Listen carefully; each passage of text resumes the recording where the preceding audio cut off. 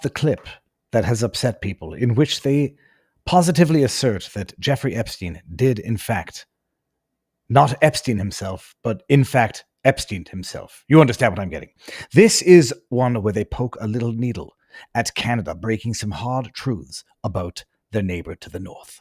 So where's the trafficking coming from still? Where are all the narco traffickers going to keep bringing this stuff into the country? The northern border.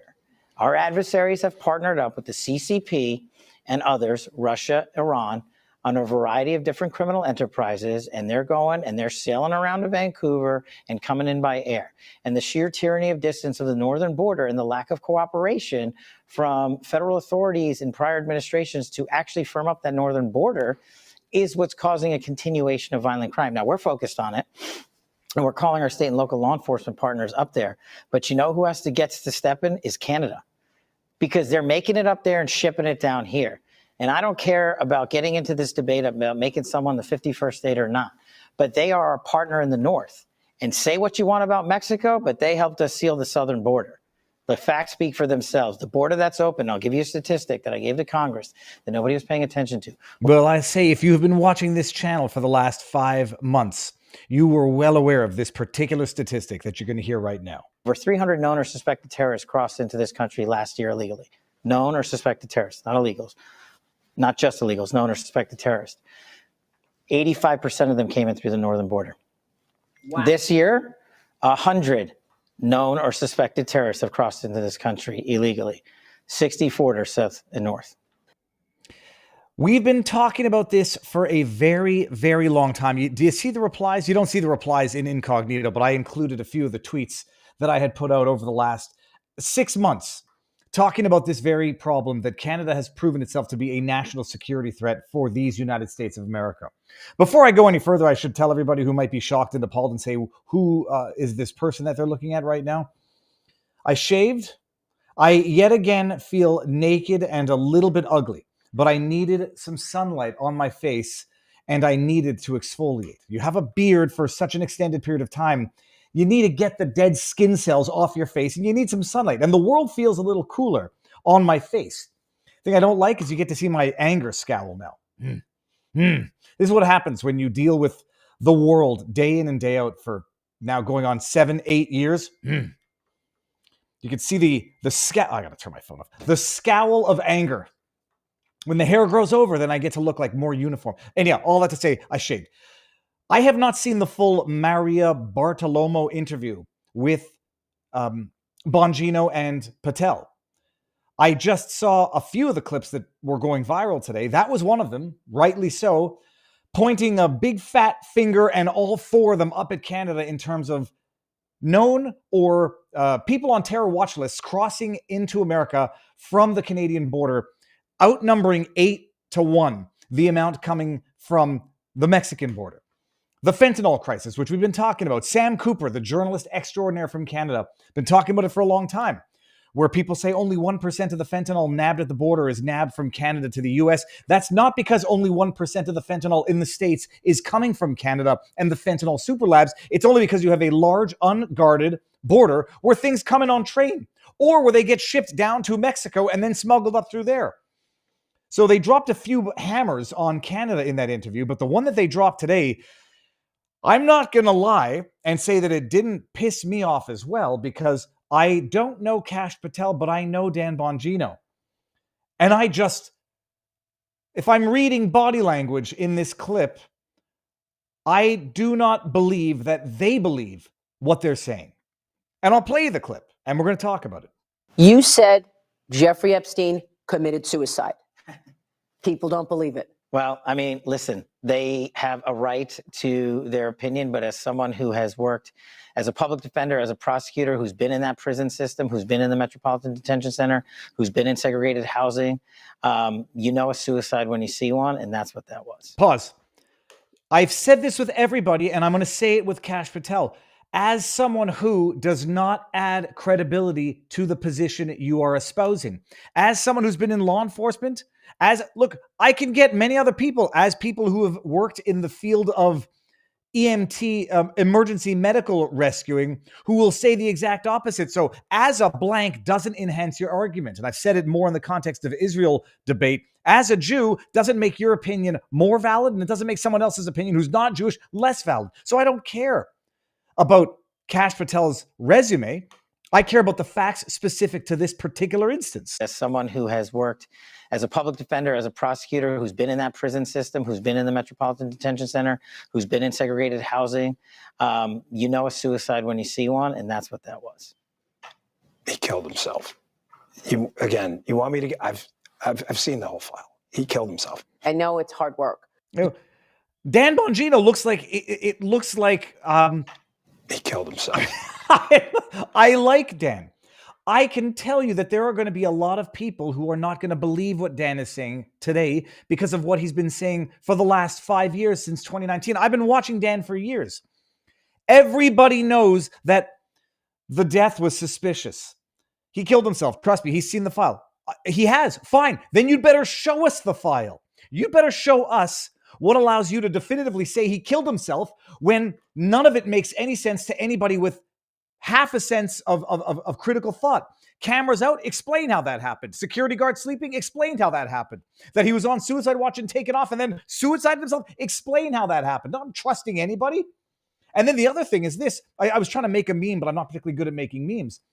If it's a, hey, Epstein, we're going to turn the cameras off. We're going to make sure the security guards aren't there. Here's a bed sheet. Do it. And he does do it. Facilitating a suicide is still not exactly what we would call bona fide suicide under these circumstances. If he were murdered and they said, look, we're going to kill you, and this is how we're going to make it happen, or he says, kill me, please, I can't do it myself, put a guard in here, put somebody here to strangle me to death, facilitating the suicide or allowing it to happen is the suspicious part as well. Even if he is, in fact, the one who, with his own hands, tied a bed sheet around his neck. Why he even had a bed sheet when he was on suicide watch, explanations. Explanations are needed, not assurances. And Dan Bongino, there was an episode I was just watching earlier today. I was going to post some clips, but I'm not trying to pick a fight with Dan.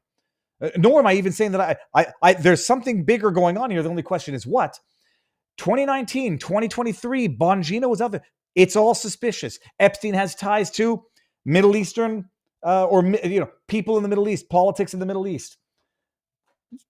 Everybody spent the last 5 years saying this wasn't a suicide. Now they come in and trust us, it was a suicide. Okay, if they let him kill himself and he technically did it with his own hands, fine, I guess it's technically suicide and they're not lying. How the hell did that happen? Cameras off, security guards out, and he had a bed sheet in his. So it doesn't make sense. Some people are saying that there's a little bit of an overlap between the Epstein cover-up and the P. Diddy cover-up. And that is going to be the perfect segue into our intro guest, which is not just going to be me ranting and raving. I could do it all night long, people. Joe Neerman, Good Logic. If you don't know him, you will know him. And if you don't know him, where the hell have you been? Joe Neerman, Good Logic, L-A-W-G-I-C, New York attorney, who has now been attending the P. Diddy case, the P. Diddy trial, day in and day out. He's got a great channel called Good Logic. On Twitter, he is at The Following Pro. Don't ask me how he picked that name. It's not a particularly good name for a Twitter handle, but whatever. Joe, if you can hear and see me, activate your mic and activate your camera and come on in.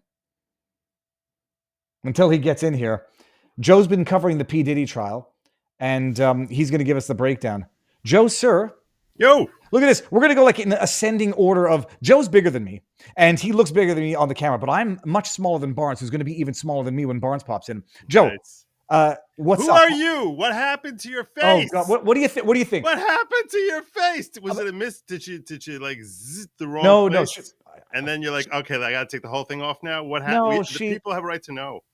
You want to know what the real is? I pulled out a few too many hairs right here, and then I said I have to just shave the entire That's thing what off. happened. I knew it. You were like, I'm gonna look Amish, or I'm gonna look like a redneck. Like I'm gonna look. No, like... dude, I wouldn't mind looking like an Amish or rag. As it was, it looked like I just had a big circle patch right here. Yeah. So then I make excuses, but that's technically how it started. But the bottom line is, yeah, gotta exfoliate. But Joe, a thumbs up or thumbs down? Bring back the beard, obviously, right? Yeah. Okay. Bring it back.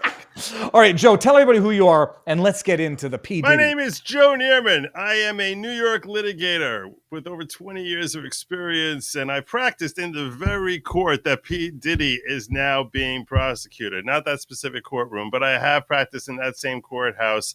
And I'll tell you right now, I have a lot of thoughts about this case, about the way that it's been going. I have a lot of thoughts about the Jeffrey Epstein thing you were just talking about also. Well, actually, let's talk about that. I don't want to put Real Encryptus on the spot. I just noticed his chat over in Rumble where he said, because this is a theory that a lot of people are saying, I trust Bongino, not sure if there's something nefarious going on surrounding Epstein's death. Why would they lie? It looks like Depp and Amber Heard when they were like, Australia takes pets very seriously.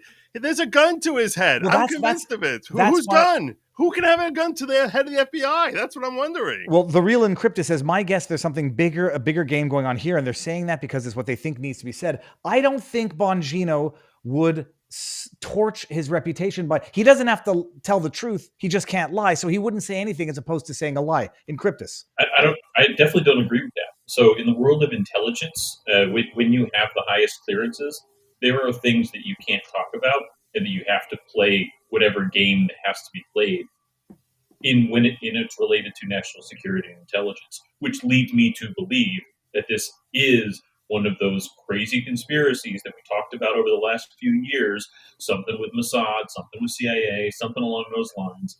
And there are still people in power well above that. That's just my take.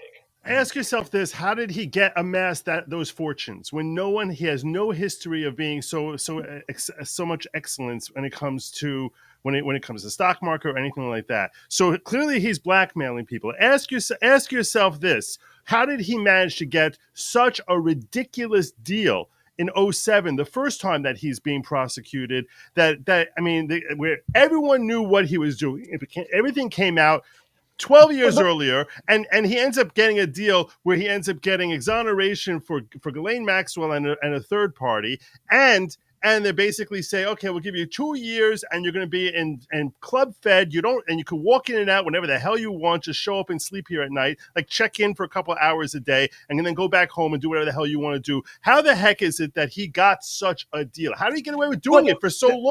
Prosecuting him unless he had ties. He had ties, and that's what Dan Jr. needs to tell us about. He needs to tell us, okay, look.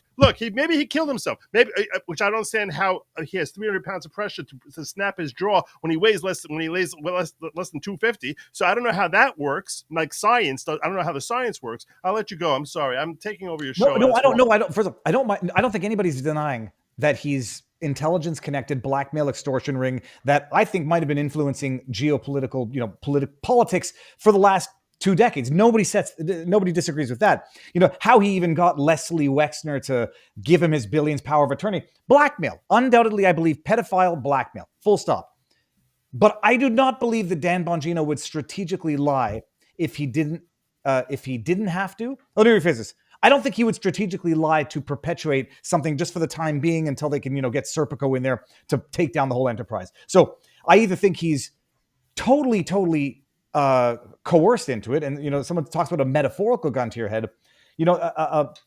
My thoughts are that anyone with a family is not beyond coercion. They might be beyond bribery, but they're not beyond coercion. The two of them sitting there affirming Epstein died by suicide. It didn't look like they even believed the words that they were saying, but maybe I'm just projecting. No, I agree with you. I think they looked like they didn't have any they were desperately trying to sell something they don't believe in, and it still leaves so many questions that you sort of feel like they're never going to answer, like those questions I was raising, like okay, fine, if he somehow managed to kill himself, tell us his story. How did he get to be in the position he was in throughout his life? And if you're not willing to share that with us, obviously you're hiding a great deal. And why should we believe anything you're saying with respect to how he ultimately perished? Oh, geez, I just lost my thought. It had to do with, let me see if I can remember it. Oh, it was Israel. This is my, if I have to think very cynically and very conspiratorially, Dan Bongino has been a vocal supporter of the state of Israel for years. And so much so that he takes shit for it in his chat. And if it came out that, there might have been some Israeli connection to Epstein, and now this is the lie that's got to be perpetuated, I can see Bongino being a little bit angry that he has to do it, but, This is why you tune into Viva Barnes. You can hear two Jews blame Israel. And the Jewish right there. I'll tell you this much. I don't know if it's Israel. It could be the Mossad. I definitely wouldn't rule that out. I wouldn't rule out the CIA. I wouldn't rule out the FBI. I have no idea. I just feel as if there are powerful figures somewhere, which are why, and it almost doesn't matter where. It really doesn't matter where. Like, you can point your finger here or there. It doesn't matter where. We have to be concerned that until we're actually able to start hearing the truth, whatever the source of the cover up. Okay, I mean, and maybe it is Israel. I don't know. I can't. I certainly couldn't rule them out based on the. There's definite ties between Epstein and Israeli leaders. That goes way back. Dershowitz confirmed that Lady Rothschild was the one who introduced him to Epstein, and it was why he trusted Epstein, was Lady Rothschild, who the Rothschild family, very influential in, maybe not continuously, but in the foundation of Israel itself, the famous controversial banking family of Europe. And then on top of that, Barack visited Epstein and had a range of constant meetings with that. It wasn't Netanyahu who was connected to him. It was predecessors in the Israeli leadership that were. Then you go back to Ghislaine Maxwell, Robert Maxwell. They had ties to every intelligence agency in the world. KGB, MI6, Mossad, you name it, CIA. But I agree, having them go out there, and it was almost like they were bitch walked. You know what I mean? Instead of, dog walked or perp walked. You know what I mean? That's what I was sad to see Kash Patel and Dan Bongino. They now really have to take remedial action concerning Comey, Stroke, Page, Baker, all the rest, because otherwise they're going to look like they utterly failed to deliver on their promises and Trump's promises. If they're not going to deliver on Epstein, which is clear by what their statements are, they may still deliver on some documents, but we're not going to get the whole story now. When they double down on that, that's not going to happen. But instead, that means they really need to make sure that Comey gets legally 86th. I just want to say the thing is, when nobody believes what they're saying, to make them, for even them to come out and say it is going to cause a problem. I don't know that there's anybody on the right or anybody who's been paying attention to this that believes them. And if they know that they're going to say something that 90% of their base is not going to believe, why even say it? I mean, I agree. Well, now, with somebody on our board, our locals board, at vivabarneslaw.locals.com, you can also join Good Logics at Good Logic, LAWJIC, pronounced the New York way, logic. A good spin on things. On his locals page, the way some people might wonder, how does Epstein relate to the Diddy trial? Well, it's the same set of prosecutors, and they're running the exact same scam. The Reed trial is like a small version of it. Joe did a great breakdown on. It's almost like the grassy knoll theory of the Reed trial. Is the snow on the grass? That was a great breakdown on why the official Reed story doesn't hold up. Blaming Karen Reed for what probably some cops did wrong at some level. Maybe they didn't kill the guy. Maybe he just died in such a way they didn't want to be blamed for it. The same with the Diddy trial. I mean, a lot of the Quartering and others have been shocked. A lot of observers have been shocked because they were expecting to see what they thought would happen with what they thought would have happened but didn't happen with the Epstein trial that never occurred and the Maxwell trial that they're repeating the same thing. I mean, by all evidence to me, Diddy was running an old school style honey trap extortion blackmail operation to rise up through the music industry and fashion industry. He would have blackmailing everybody. And yet somehow that is not the case at all. Instead, it's just like the Maxwell case. He was just a perv. And we're going to accuse him of RICO, and we're going to accuse him of sexual trafficking, and we're going to accuse him of human trafficking. We're going to accuse him of these broad things that when you see the allegations, you think, okay, this is somebody running an extortion ring, a blackmail ring. And instead it's, no, that wasn't happening. No, it was just Diddy was a pervert. Just like Epstein, he was just a pervert. Nobody else is involved. There's nothing else to see here. That's why I say the abusive pervert. An abusive pervert. Oh, yeah, a violent pervert. But instead of that fitting into the pattern of a pimp human trafficking for the purposes of getting powerful, rich people ensnared, which there's all kinds of evidence of, abusing young men. I mean, there's stories of Justin Timberlake. There's stories of, what's his name? Justin Bieber. Yeah, Justin Bieber. Yeah, not Timberlake. And Usher, I think. Yeah, Usher, he's from my hometown, Chattanooga. So there's all these rumors. I mean, Beyonce rumors because of his connection to that world. So, and yet somehow they've made the entire case just that Diddy was an abusive pervert. And so these the Epstein case was a cover-up, not an exposure. The Maxwell case was a cover-up, not an exposure. The Reed case was a cover-up, not an exposure. Russiagate was a cover-up of Spygate, not an exposure of anything related to Trump. And the Diddy case, run by dear Comey's daughter, again, magically. I mean, does Pam Bondi have any control over what her Justice Department does? Why is Maureen Comey, why does she still have a job? You give her control over the Diddy case, which has all kinds of information. But I saw your tweet earlier this week on this, Joe. Is my take a reasonable interpretation of the events that they are using the Diddy trial to cover up Diddy's real crimes by going after him, pretending that he did this solely for his own gain? I would tell you this. I haven't researched the whole backstory of Diddy's alleged nefarious history with respect to the youngins and the blackmail and rising up through the ranks. I will tell you that assuming that there's any whiff of truth to that, which I know is everyone, it's very public fodder that there is a terrible sordid tale to be told in that realm.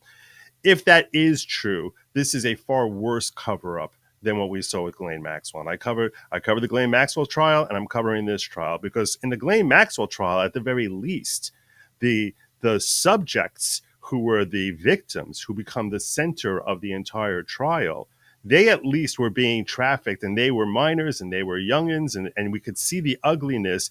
And Maureen Comey, who did oversee both of these prosecutions, isn't that amazing? How did she magically get these? Tell you. In fairness, I'll tell you how. Though I'll tell you how that happens. Her skills as a litigator to give a fair assessment. She is easily the best prosecutor I've ever seen as far as being an effective litigator. Now, I'm not saying she's not corrupt. She is. She bends over backwards to try and cover up for the establishment. But do not think for a second that they're giving it to her purely on that basis alone. No. They likely have dozens of people like that. She was the most skilled corruption person. Yes, yes, that's a great assessment, and she is genuinely a very skilled litigator. She's the most powerful litigator in the room where she goes. She's really good at it, but she's also corrupt, and she's trying to cover up. She definitely was. The judge called her out. Judge Allison Nathan called her out on it in the Ghislaine Maxwell trial, saying, "Why are you blacking out all these names? You should only." They're like, "Well, we want to protect the victims." So she was like, so black out their names. Why are you blacking out everyone's names? That doesn't make any sense. And they ended up, she's like, I'm demanding that you're going to release, the full thing. And that's why most people have seen those lists from the flight logs of things of that nature. It did come out in the trial. You can find that. So that's why I don't know why people are always screaming about the flight logs. You can find those flight logs if you spend 10 minutes searching around on the internet to get your hands on them. But this trial is worse. Because if assuming there's any truth to what Robert Barnes is saying here about the background of the actual real Diddy story, this is like trying to prosecute, Mansfield for that time that he may have robbed someone in the street, and just ignoring all the other people who he killed, harmed, massacred. And when you try to bring justice like that, you're basically pretending that the other stuff never happened. No one should ever think about it. Look over here at this crime, and we got a conviction on him. Look what we did. We got a conviction on him. We're so concerned about justice, when really the objective is to get the entire public's focus on something away from the really genuinely terrible crimes. And that is a complete and total perversion of justice. I can certainly agree with that. And Joe, it's like we've already almost forgotten that his room, this is from Newsweek, but it's the reality. Diddy, as bad as Epstein, say officers who saw sex rooms, hidden cameras during so he had cameras, sex rooms, and now this entire trial focuses only on just a relationship with two women, right? Two women. Everything else is being excluded. I mean, it's the weakest RICO case I've ever seen. As a RICO case, it's a joke. That doesn't mean they won't secure convictions, because when you have a guy that is easily hateable as Diddy, I mean, beating people up, assaulting people on camera.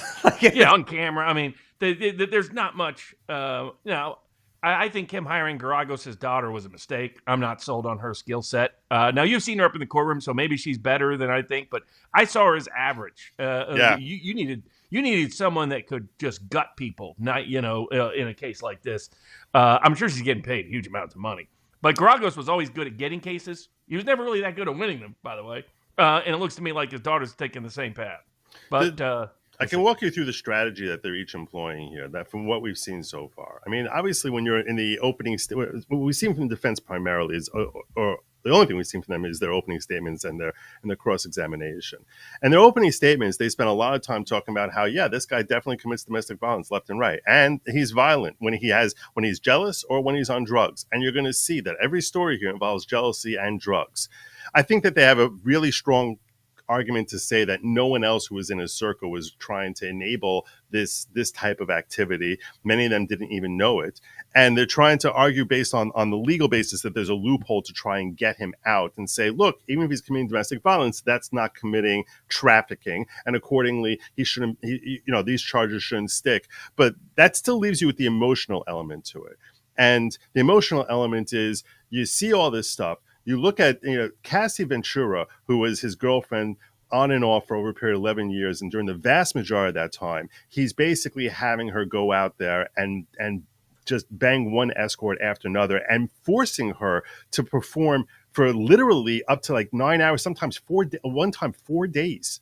Of like, you're not stopping, and I'm going to give you more drugs, and I'm going to give you, and I want you to just keep performing, and it was just insanity, like what he was pushing on her. Now, Cassie herself is a very sympathetic figure who you would think is Mother Teresa here, in the sense that she was this young starlet singer who is, obviously still to this day, she's 38. To this day, she has supermodel type looks, even though she's 8.5 months pregnant, and they had to rush in her testimony before she would pop a baby out, and she's not going to be testifying anymore because they knew of this tight deadline. And they really did a great job of portraying her as this innocent, virtuous woman.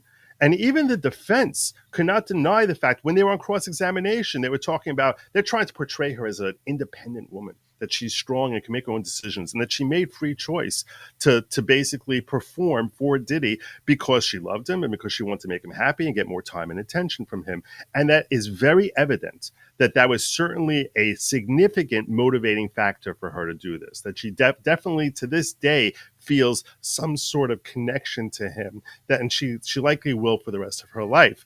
And what the defense's strategy is, we want you to recognize that she was acting partially out of love. If at times she wasn't. There's one incident where it's like she was like, the whole flight home, he's playing those freak out videos, one that I thought he had deleted, and he was angry at me, and I moved away from him, and he moved to sit next to me, and we're flying all the way from Cannes back to New York City, and the entire flight he's playing this freak off video there. And he told me that and he was threatening me that he was going to release this to the public. And he had already been violent with her throughout the relationship. And they said, and she was asked, what did you do that night when you got home? I did a freak off. Why did you do that? Because I was afraid he's going to release videos of me. And I was also afraid he'd be angry. And what happens when he gets angry? He gets violent. That right there, boom, you have trafficking. Yeah, at least one night that we can put our finger on is she's being trafficked. And I assume they introduced evidence that the male escorts crossed the border and that crossed state borders and that Diddy paid him. And that those are two more of the charges. Those are the fourth and fifth charges. So all the elements are here. So what is the defense? Except Rico. Rico's the part I'm like, correct. How is this racketeering? Yeah, it's only Rico if you can show a conspiracy with the other individuals who were his bodyguards, his managers, and security, who were basically helping to arrange the freak-off rooms, and basically, and that he's using some sort of enterprise, because that's usually what trips people up on the civil Rico side. It's very hard to get to because it's colloquially understood Rico as being this conspiracy to commit certain itemized crimes, but it also requires this enterprise that it was meant to deal with when you're extorting a local business. Things like that was the origins of the Mafia. Rico Lord. It's from Mafia. Yeah, exactly. It doesn't sound like they've introduced much evidence at all, really, on that side of the aisle yet. On the Rico side. That probably will come later. We're expecting to hear. I'm sure we're going to hear testimony from security and managers and some people who turn on Diddy, who probably kind of deal with the state, and we'll probably hear more to bolster up their RICO claims at some point. We still have another 5 weeks for the state to put their case on. It's supposed to last 6 weeks. Their case in chief. So that's probably going to really be what they're doing is next month. They're starting off with their strongest counts, given their theory of this case. By the way, some people in the chat were like, Barnes, you don't understand. Diddy was nowhere near the level of Epstein. They're wrong. Epstein was nowhere near the level of Diddy. Diddy could entrap a lot more people. Diddy could get all kinds of people to go to freak-off parties. Epstein had to do all kinds of work to get anybody near him. Now, he was good at it. He would offer free plane rides. He would offer conferences. He would do all the rest. But Epstein was nowhere near the level of what Diddy could do. Diddy could entrap all kinds of people that Epstein never could get close to. And he arguably did. But Joe, I mean, Yes. have they even talked about the secret cameras, the recordings, the rooms, like the They're making tapes? no. This is like- They haven't talked about any other guest. It was like their opening statement was the giveaway. When Joe recounted the opening statement, for those that don't know, federal court, they don't allow cameras in the courtroom. I think Congress, to punish these courts for being wayward anyway, but also to assert the Constitution, should require every federal courtroom to have a camera in it for it to be publicly broadcast. Amen. But putting that aside, the opening statement made it clear this was only going to be a Diddy case. It's about two women. It's about two women. Diddy with two women. That's it. There's nobody else, and there's male escorts, but they're not considered bad actors at all. There's nothing about entrapment of anybody else or of anyone else being involved in this at all. And that's what makes it worse.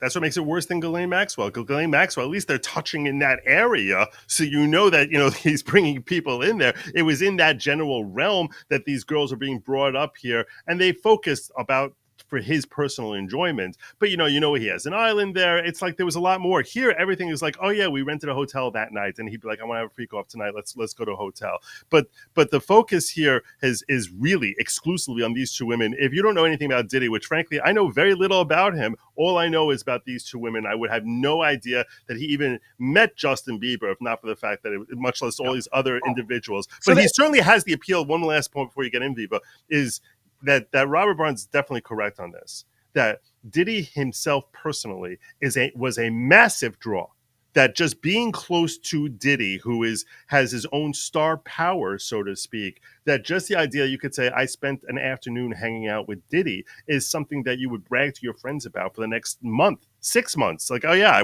I was invited to a Diddy party. That's not something, no one ever heard of Jeffrey Epstein before he was arrested.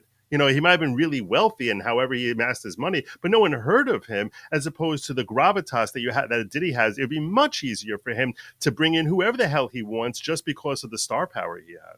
Yes. It is amazing that the idea is any of these cameras that he had in these rooms were solely so that he could blackmail Cassie and the Jane into whatever. It's like, I just watched. That's not the testimony. That's not the testimony. Testimony is that all those videos came from his phone or her phone. Not even that there were cameras. It was that they're not introducing any of the evidence about other cameras in existence. It's amazing because I just watched Blood Diamond the other day, and I was so disappointed rewatching it because this movie that's supposed to be about the blood diamond trade and child warriors or child fighters, and it becomes 2 hours of these people fighting over a stupid stone, and then at the end, like, oh yeah, and child soldiers are still a thing going on in Rwanda or wherever. It's like this entire story is so much bigger than these two individual elements of it that I'm saying it now. The prosecution was the cover-up. The trials are the cover-up. The conviction's going to be the cover-up because even P. Diddy's going to be happy to get off with 10 years for sex trafficking, given what else he was probably doing behind all of those camera rooms. This case is so high profile, the judge will go way up on the sentencing, even if he gets acquitted of the recount. Well, does Diddy get Epstein is going to be the question.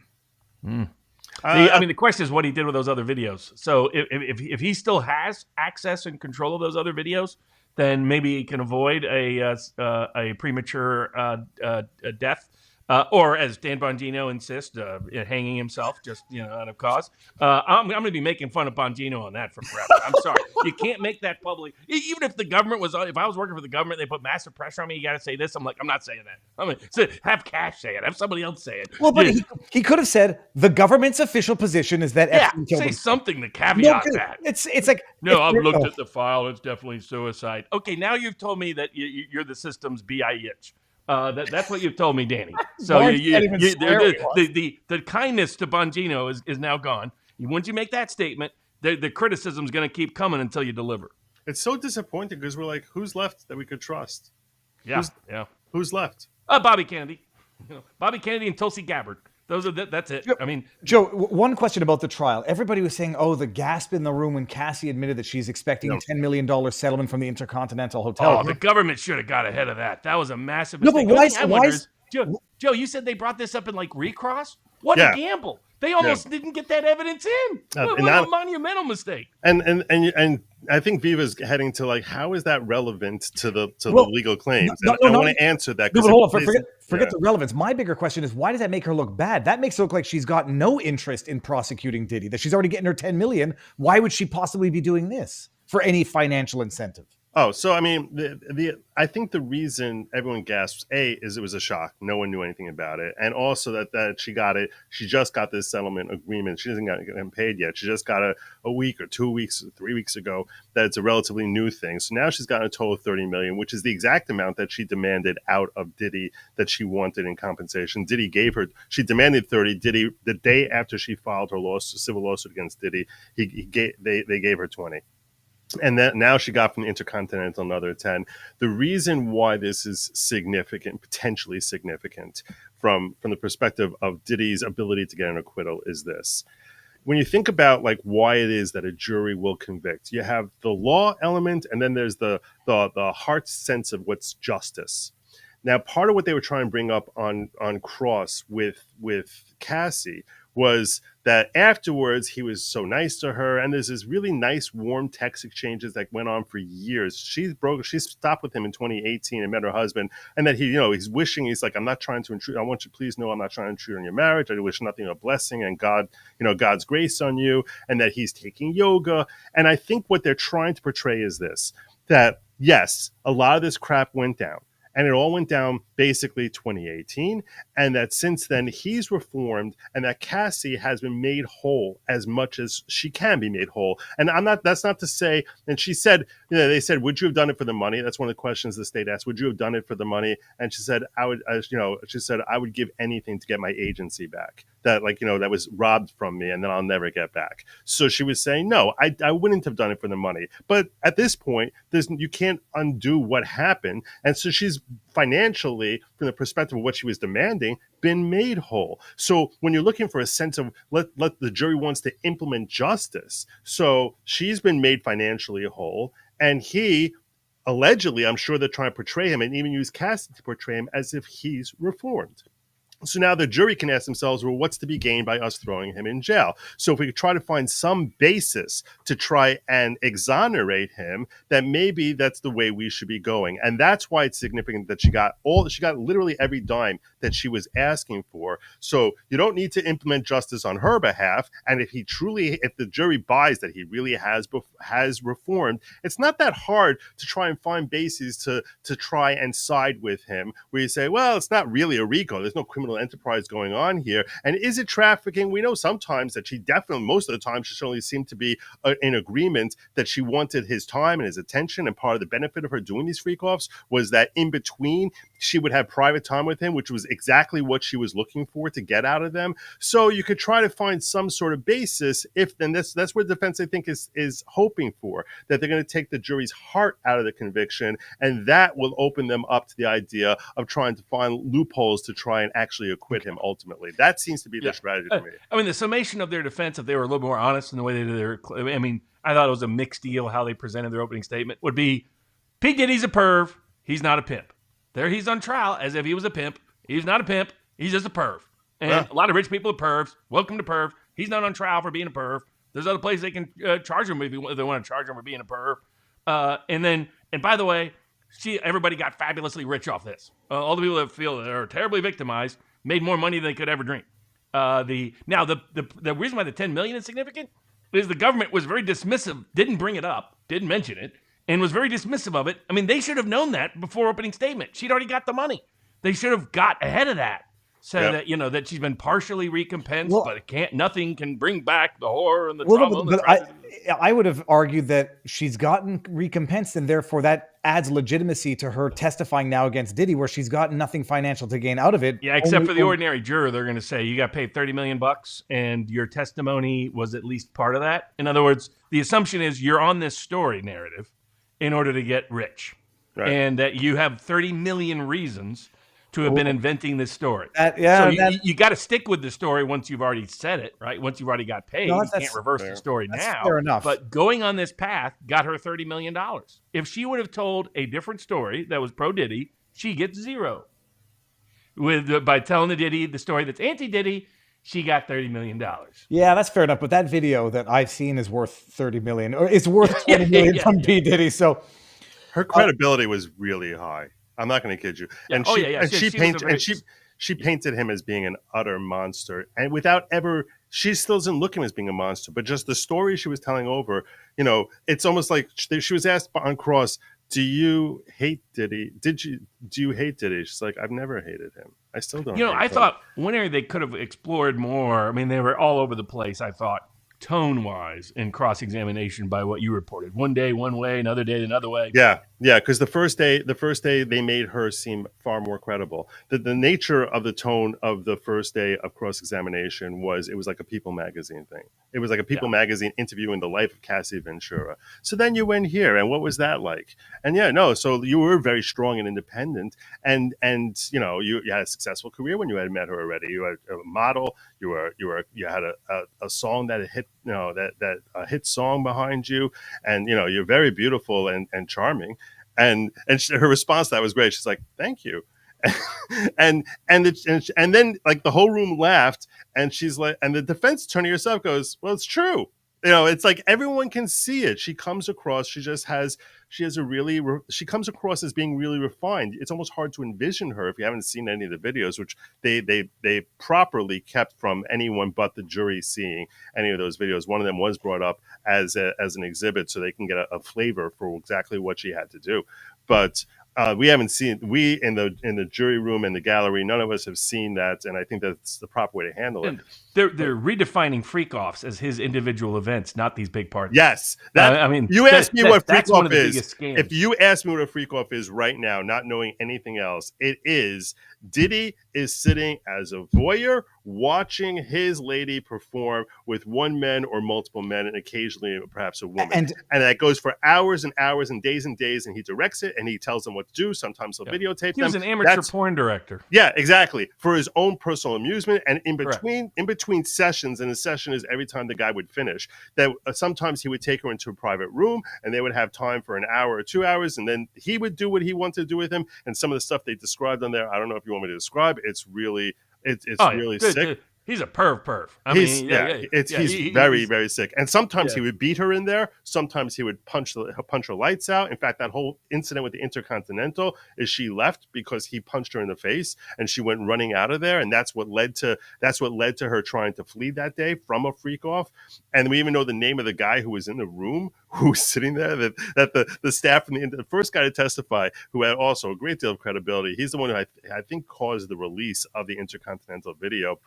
And he's like, there's a guy I go into his room there, and there's just a guy sitting on the bed, and they're like, oh, that's not in your report. He's like, why would it be in my report? Well, it wasn't significant enough to be in your report, but you remember it 9 years later. He's like, yeah, if you see a guy hits a girl and she goes running off, and there's just some dude sitting on the bed, that's weird. I remember that. Yes, it was really. Some of the testimony has been kind of amusing, but I think that.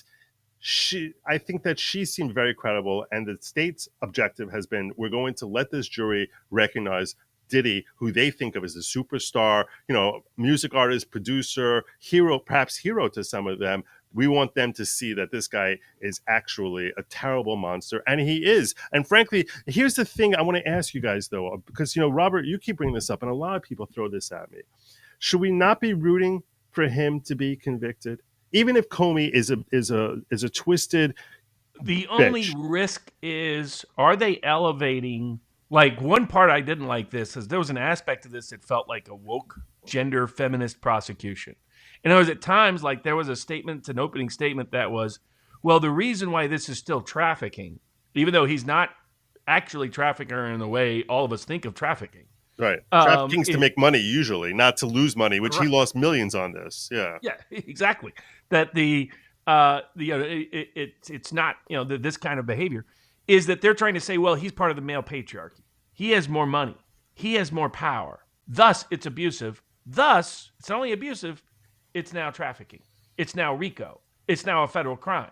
And I was like, that's the part of the trial. I mean, the main objection I had was that they were covering up the real Diddy crimes, in my view. But the second aspect was, otherwise, I mean, the guy's a scuzzbag. So I could care less whether he gets convicted and goes to prison forever. But and by the way, I mean, he's been involved in murders and a whole bunch of other stuff. I mean, this goes way back. Notorious B.I.G. a lot. I mean, he's tied to a lot of these high-profile murders, if you know the background. He came up within the gang culture. I mean, the gang culture was big in the rap culture, et cetera. So I got all kinds of issues with Diddy. But I don't like the idea that of them making a legal predicate of saying that because he's the man and because he has, then he by definition has more power and has more money, and redefines, and then ends takes abuse and now makes it trafficking, takes abuse and now makes it racketeering. That's the area where I was like, that's a precarious legal and they're doing this in multiple cases. They did it in that cult case in New York, where that all of a sudden it was human trafficking, and there was things like, what is coercion? Well, if we start labeling this real broadly, everybody in their relationship has had coercion at some level. Yeah. I mean, so now any aspect of coercion is now a federal crime of trafficking? That's where I was concerned with where they seem to be going. Joe, 5 more weeks. What happens tomorrow? And you're going back. Tomorrow I go back in there. Now trial is going to be from 9 till 3. So if you want, I can pop in with you occasionally because I know that you don't want me to.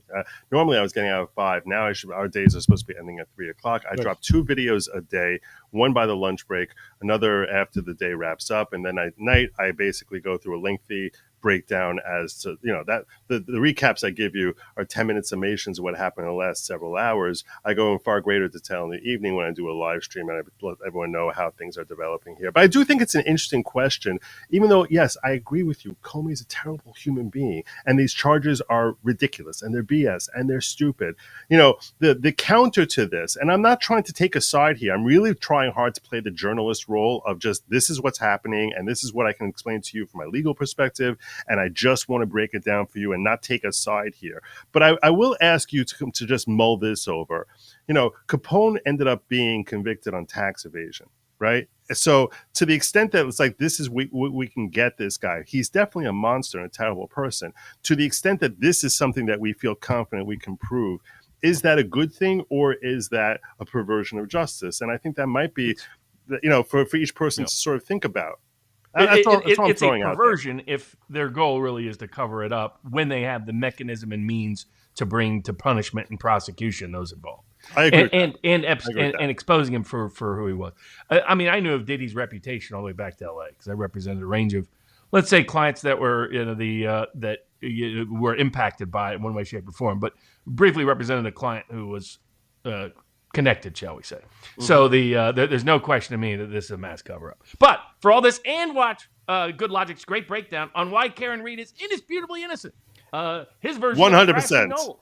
Yes, the grassy knoll. The absence of the snow. When the absence of evidence is evidence. Or the presence of evidence and the absence of something is evidence. Watch that, break that down at Good Logic. And you can find them also on Locals. Great. Thanks, Joe. We'll give everybody the link. Thank you very much. And yes, pop on every now and again to give us the latest recap. Always awesome having you guys. Have a great night. Pleasure, man. Have a good one. Now I go kick. I feel so bad kicking people from the studio. Yeah, kick him out. Just kick him. You just say exit or release. Release would be better. Robert, before we get further in and before we get into the evening stuff tonight, hold on a second. I got to do this. I've got to bring this up, and then I've got to press play to thank our sponsor for the evening, people, which is the Wellness Company. And the question is this. I know a lot of you are going to answer yes. Are you still feeling a little off after getting COVID, the vaccine? You're not alone, and now research backs it up. In a groundbreaking study, risk stratification for future cardiac arrest after the jab, Dr. Peter McCullough highlights an alarming rise in sudden cardiac events among young and previously healthy individuals. His study found that tiny hidden patches of heart inflammation, often missed by doctors, could silently be building up, leading to sudden heart attacks during exercise or sleep. That's why the Wellness Company created a 3-in-1 ultimate spike detox crafted with 100% natural ingredients, specifically designed to help your body clear harmful spike proteins, reduce inflammation, and support heart health. Don't wait until your symptoms strike. Experience the only formula approved and used by Dr. McCullough, a top freedom-fighting doctor who risked it all. Head over to twc.health/Viva. The Viva promo code will get you a discount. I forget exactly what it is. And get back to feeling good again. It's interesting not to share too much information. I went for credit to Dr. McCullough for helping to create these detox pills because that was one of the first things a lot of people had. And they asked him and others, and Dr. Malone and others, and they were really working on this. And that's good that they came up with something to help people that may have adverse health effects from the toxic COVID vaccine. Yeah, I checked. My batch was clear. I got a recent echocardiogram calcium test. Things to watch, but not things to be worried about. Unlike the breaking news of the day, Robert, Joe Biden diagnosed with advanced prostate cancer that has metastasized into the bones. Which means they knew, which my guess is maybe that's what Vegas was about. Remember, he disappeared for a period of time in Vegas. Nobody knew what, something about a hospital, something else. So maybe that he had cancer and that's why he had to step down, but they wanted to hide it so it didn't impact the election. I did love my favorite Babylon Bee headline of the week was Jake Tapper discovers there was massive cover-up of Joe Biden's health by Jake Tapper. Which was great. Well, this is, by the way, just not as though we're politicizing this news development.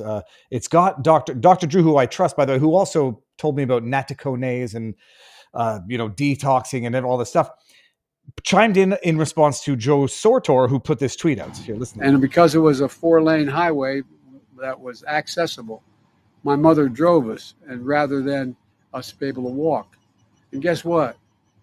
The first frost, you know what was happening? You had to put on your windshield wipers to get literally the oil slick off the window.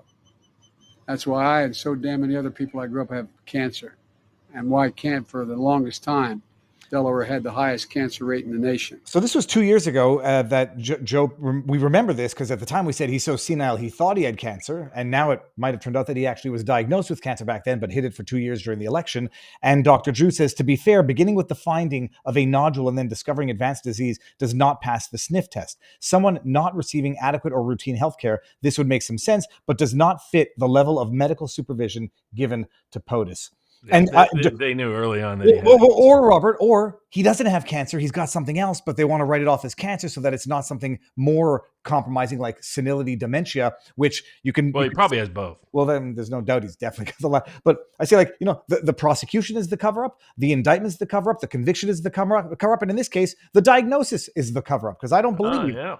Well, speaking of cover-ups, I remember taking some heat for suggesting that, not as controversially as suggesting Scott Peterson and O.J. Simpson might be innocent.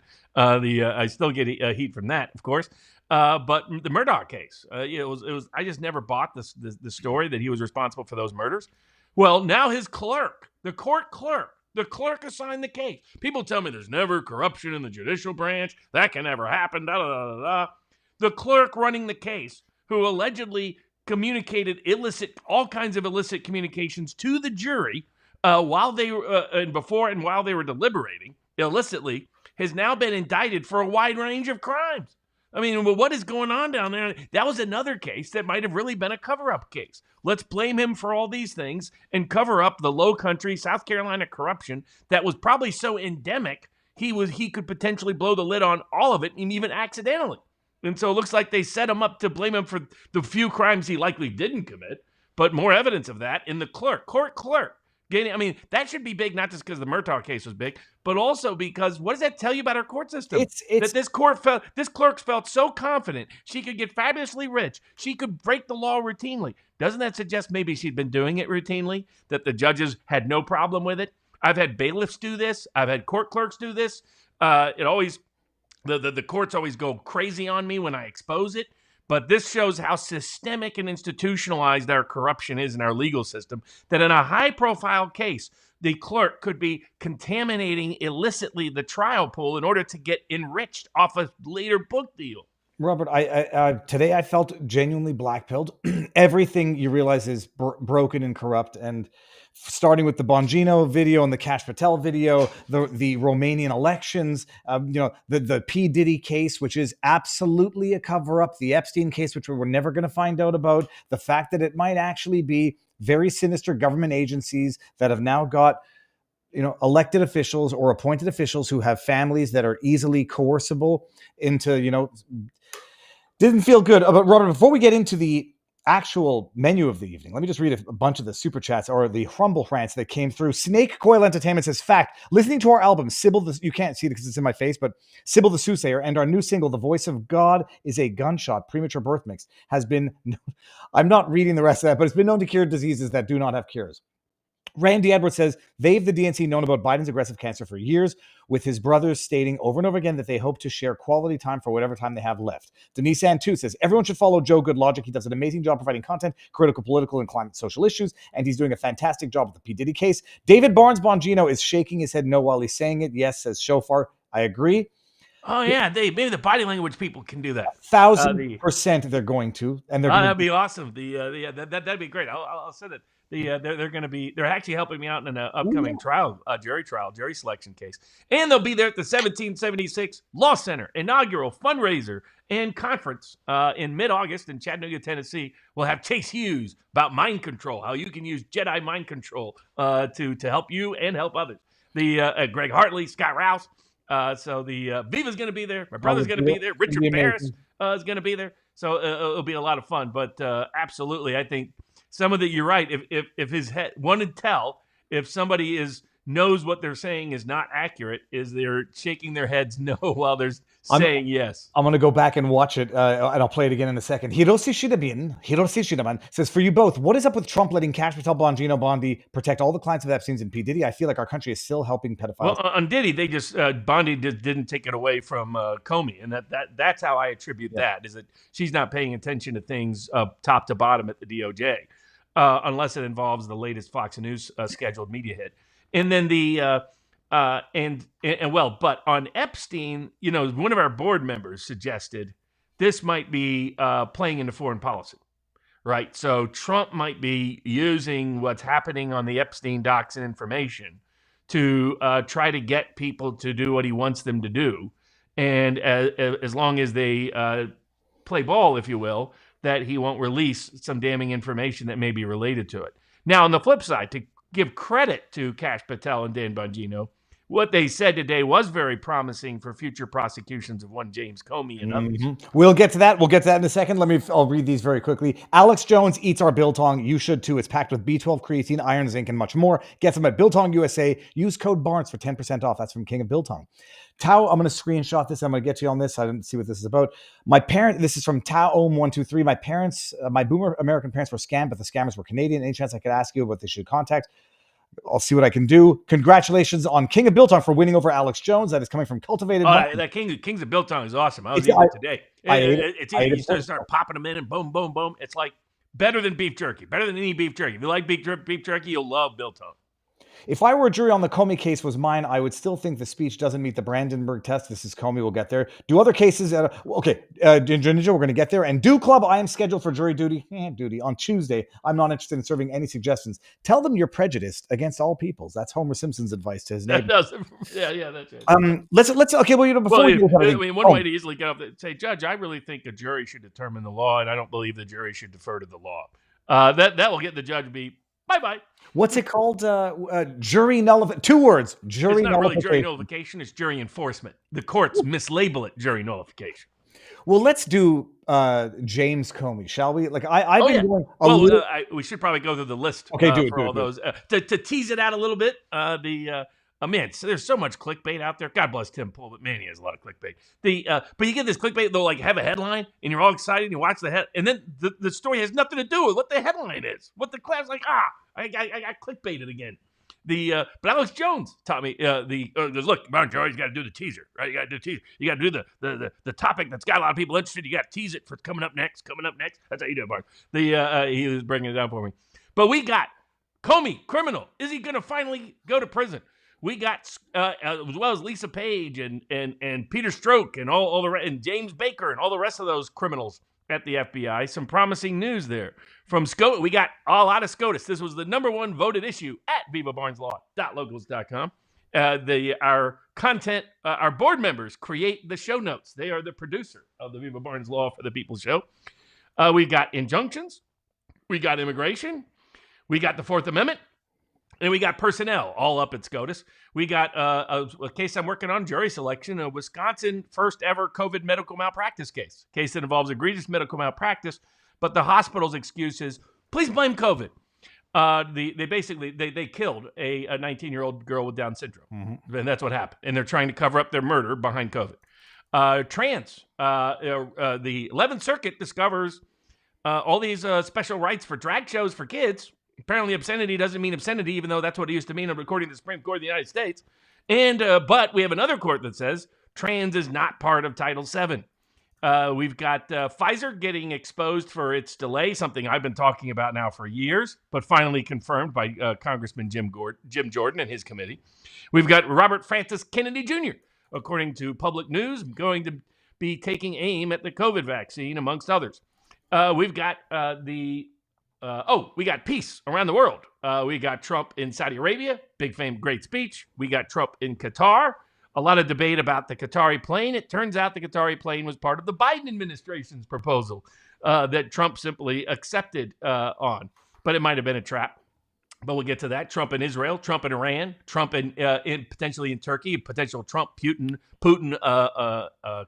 meeting that might lead to global peace. We'll see. What are some of the hurdles? And is the backdoor man, Lindsey Graham, part of causing a lot of the problems? We'll be discussing that. The Department of Agriculture has provided a place where you can communicate whether lawfare is happening. I think it's a great idea. They should have that in more places and more. And this is, by the way, inspired by Robert Kennedy. RFK did this during his campaign in part, and got the Trump administration to do the same. It'd be nice if Brooke Rollins can turn to the most egregious lawfare that's currently happening in the Department of Agriculture, the Amos Miller case. But we'll get to that. America First is suing the Supreme Court to try to discover certain information. And we've got pending legislation that people asked about. This includes about tax issues, budget issues, Second Amendment issues, the HOLD Act, some others, judicial reform. All of that on tonight's Viva Barnes Law for the People. Robert, so we're going to start with James Comey. I have been obsessing over it. I think I know it more thoroughly than 99% of the people out there. I do not believe for one second that James Comey didn't know what it meant. I found an article where he was talking about The Sopranos. Oddly enough, The Sopranos used the term 86 in it. He knew what it meant. I don't believe he didn't make the formation himself. I certainly believe that he knew what he was doing when he published it. In light of his book, which is specifically about a far-right extremist who tests the limits of First Amendment rights by calling for violence against his political opponents, that something should be done and his fans oblige and carry out acts of violence, I believe he knew exactly what he was doing, what it meant, why he was doing it, when he was doing it, and then didn't expect the blowback. I don't know how you don't expect the blowback.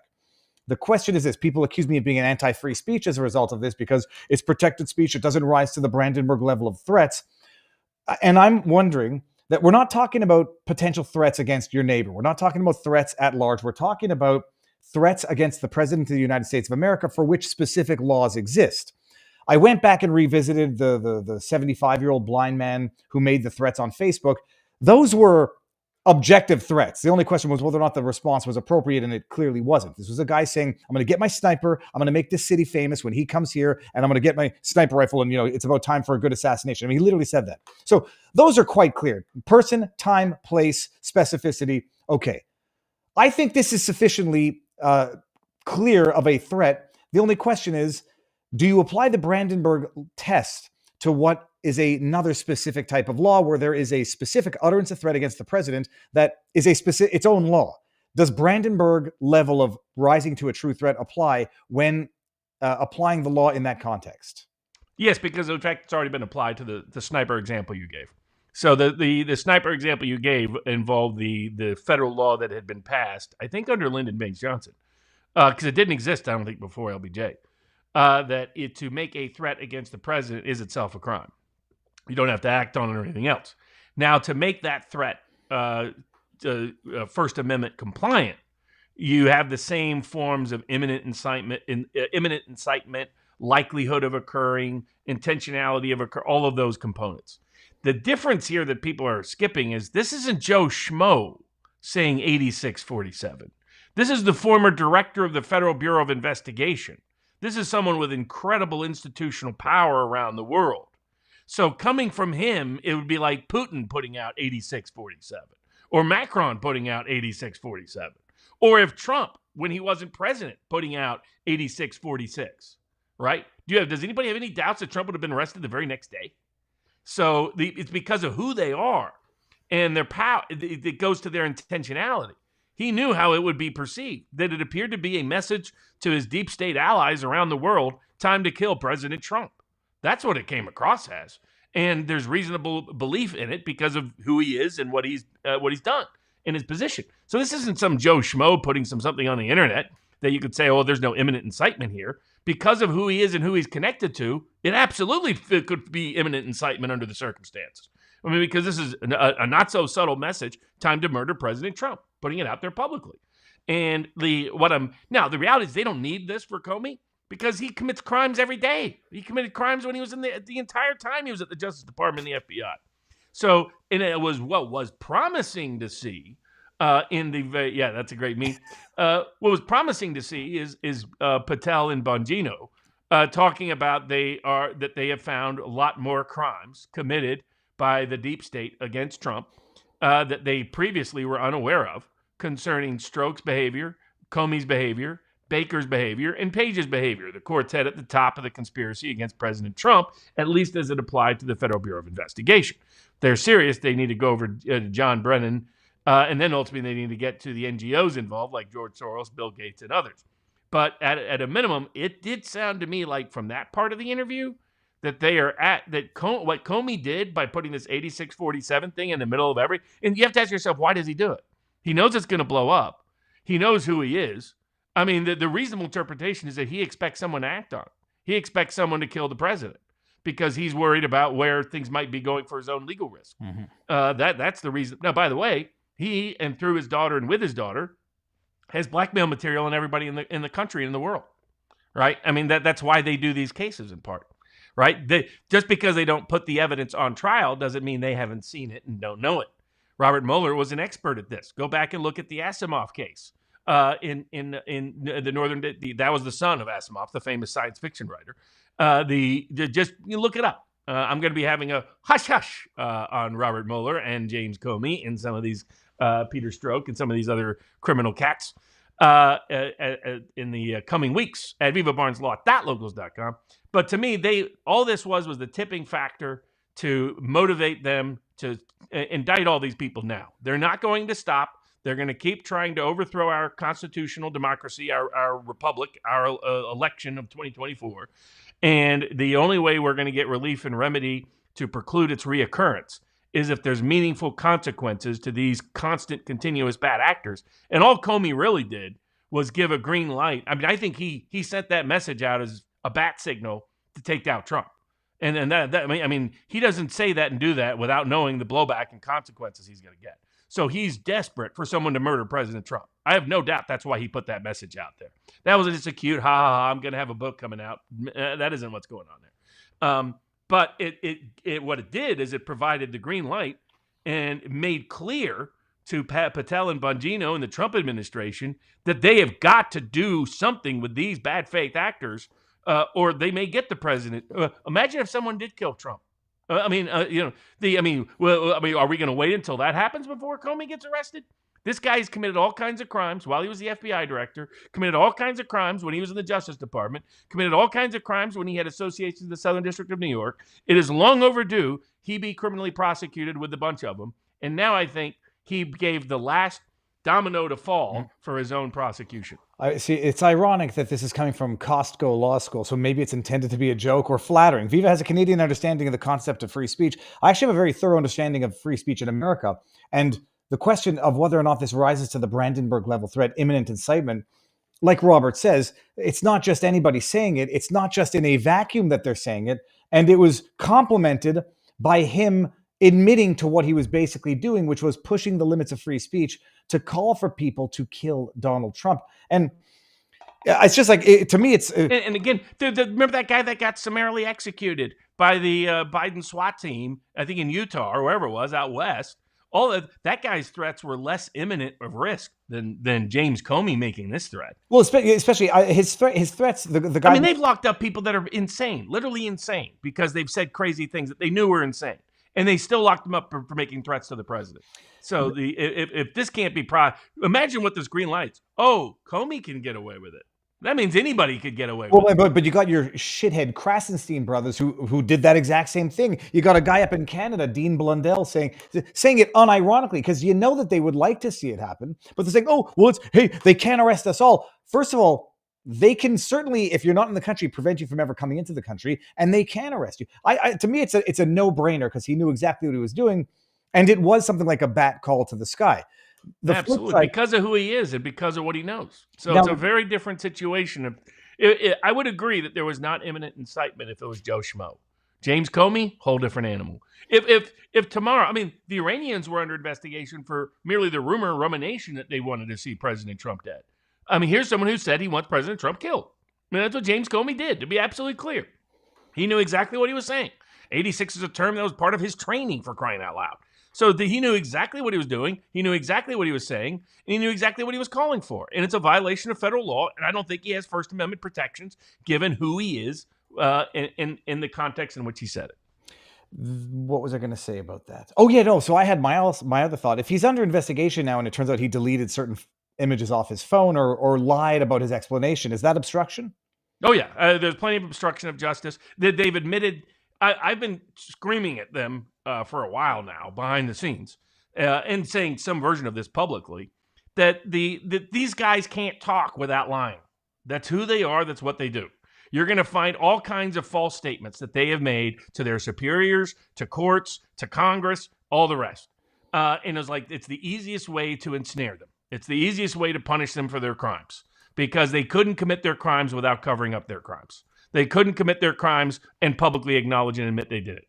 So they're going to have, just like Fauci. He's going to, like, for example, people were like, Fauci's got this big pardon, etc. Here's the real easy way to deal with Fauci. If Jim Jordan had any cojones, you simply subpoena him back in front of Congress. And when you subpoena him, you ask him questions you know he's going to lie to. Because those new acts of perjury don't have any immunity or pardon attached to them. State legislatures, by the way, could do this. Anybody, somebody with brains out there, brains and balls. That's all you need. Or at least, metaphorically speaking, not excluding half the gender.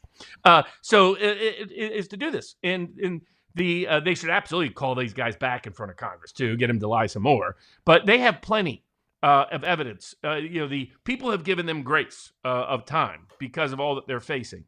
But it's time to start seeing action. It's time to start seeing remedy. In what Comey did is put it on blast. Ha, ha, ha, look at you, how little you, Bongino, and Patel have done. I can threaten to murder the president, and you'll do nothing about it. Now they have to do something about it, because that sends way too dangerous a signal if they don't. From your mouth to Bongino's ears, to Patel's ears as well. Robert, what do we move on to now? There's so much. So, there's so much. You're going through the list, and I can't believe all of that only happened last week. I know. What do you want to move on to? We got SCOTUS, we got trans and drag shows, we got Pfizer and vaccines, we got peace overseas potentially, we got AG lawfare. So we got a range of topics. So speaking of overseas threats, let's go with the potential. It looks like it might be a peace deal in Ukraine. It looks like it was a ceasefire in Pakistan and Iran. It looks like, I don't know what's going on with Israel and Hamas, but was it only last week? The gift from Qatar, that was only last week. Yeah. The $400 million gift that now these idiots online, the trolls, they think they're funny by spamming reply sections with Trump getting out of a plane that says Qatar's bitch on it. I'm like, first of all, it's a Boeing, you idiots. Second of all, he wouldn't even be entertaining this idea if Boeing hadn't defaulted effectively on their contract and provided two new Air Force Ones for $3.9 billion, overrun by $1.5 billion, I think, on the original contract, delayed on the original contract, such that Trump is now accepting a gift from Qatar, a beautiful what do they call it, a flying mansion. This was in the same week where he goes to Qatar, gives an amazing speech, which was it was a blistering rebuke of nation building from the West, but also, it wasn't particularly flattering for Qatari politics, but it was ballsy. The question was this, that they're looking to have peace in the Middle East, to sort of normalize relations with Qatar so that it's not always and only a funder of terrorism.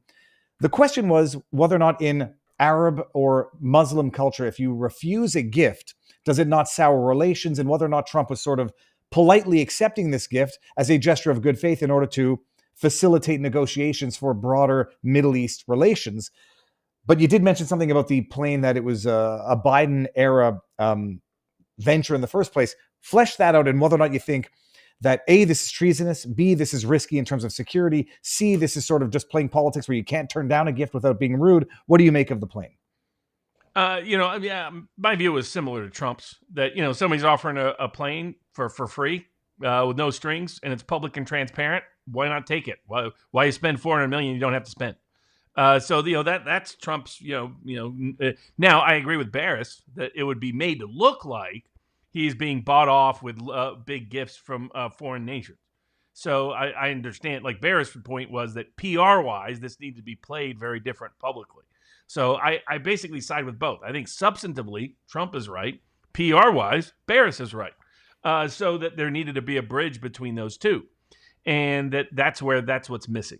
But his speech in Saudi Arabia was even more extraordinary. I mean, I recommend it to anybody out there who wants to understand Trump's true foreign policy.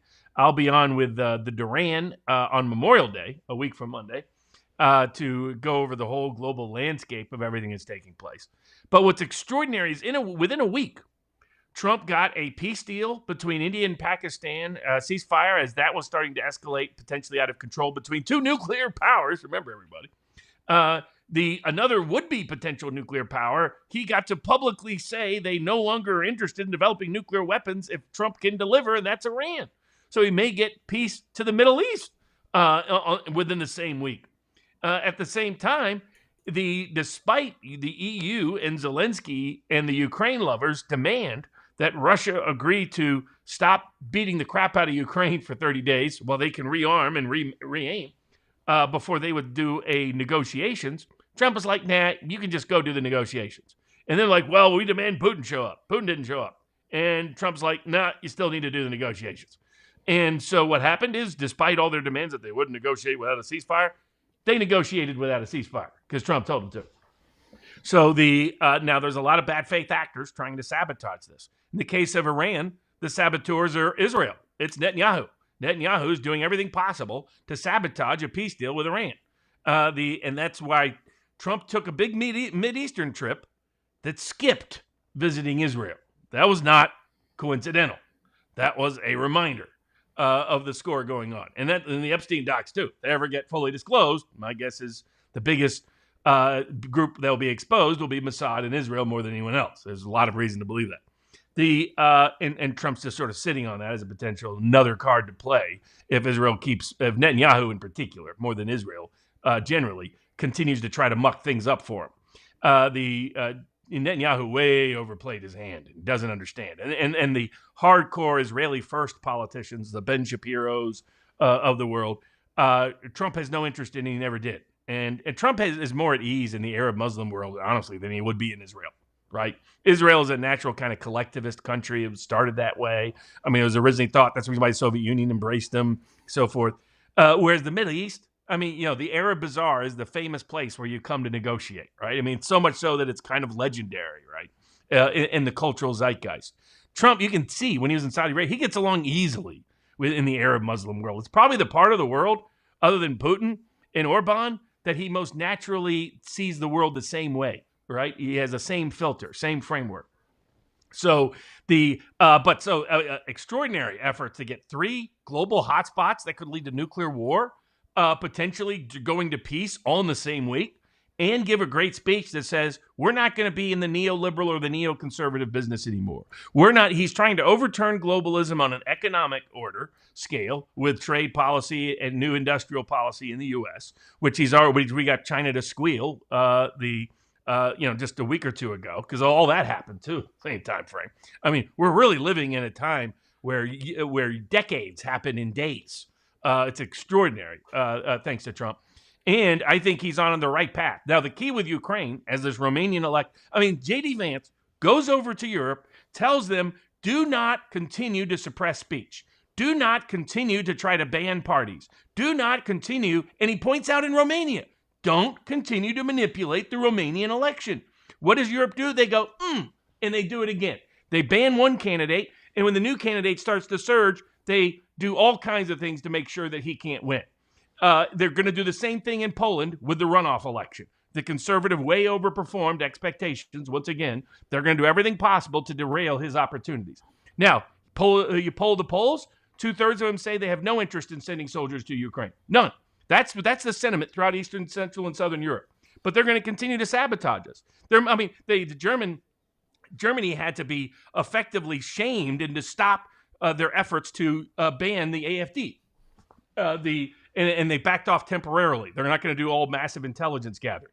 The head of Telegram comes out today and says the French were demanding he use Telegram to censor political opinions to manipulate the Romanian election. This is why they arrested him, and we talked about suspecting this was the real reason months ago in France when he made the mistake of trusting the French. Never trust the French. I mean, if there's any rule in life, do not never trust the French is a good one to live by. So you look at all of that, and Trump should get out of the Ukraine. That, Putin has offered an exit ramp, an off ramp, which is these peace negotiations in Istanbul.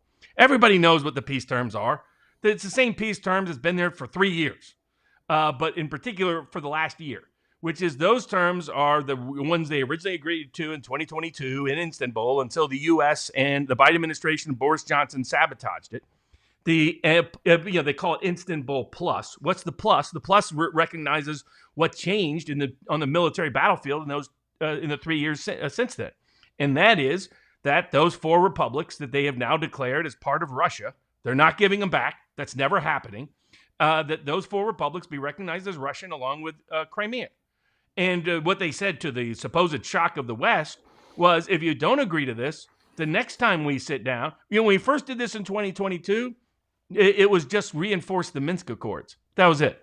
Now in 2025, these 4 territories that we've had to battle to get, that are historically Russian, that are filled with Russian people, are now Russian. And you're going to have to recognize it.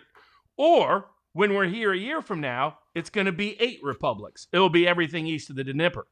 After that, if you're here 2 years from now, Odessa and your Black River is bye-bye and gone. There's no reason. Europe has made clear they hate us. They hate our values. They hate our beliefs. America's revolution was founded on getting the heck out of Europe, getting the heck out of European wars. As John Adams said, we do not go abroad searching for monsters to destroy. That's what Trump's speech in Saudi Arabia said. No more, no mas. We're going to operate on what's in the interest of America economically, and that's it. We're not going to be interested in whether your values are our values or anything else in terms of the rest of the world.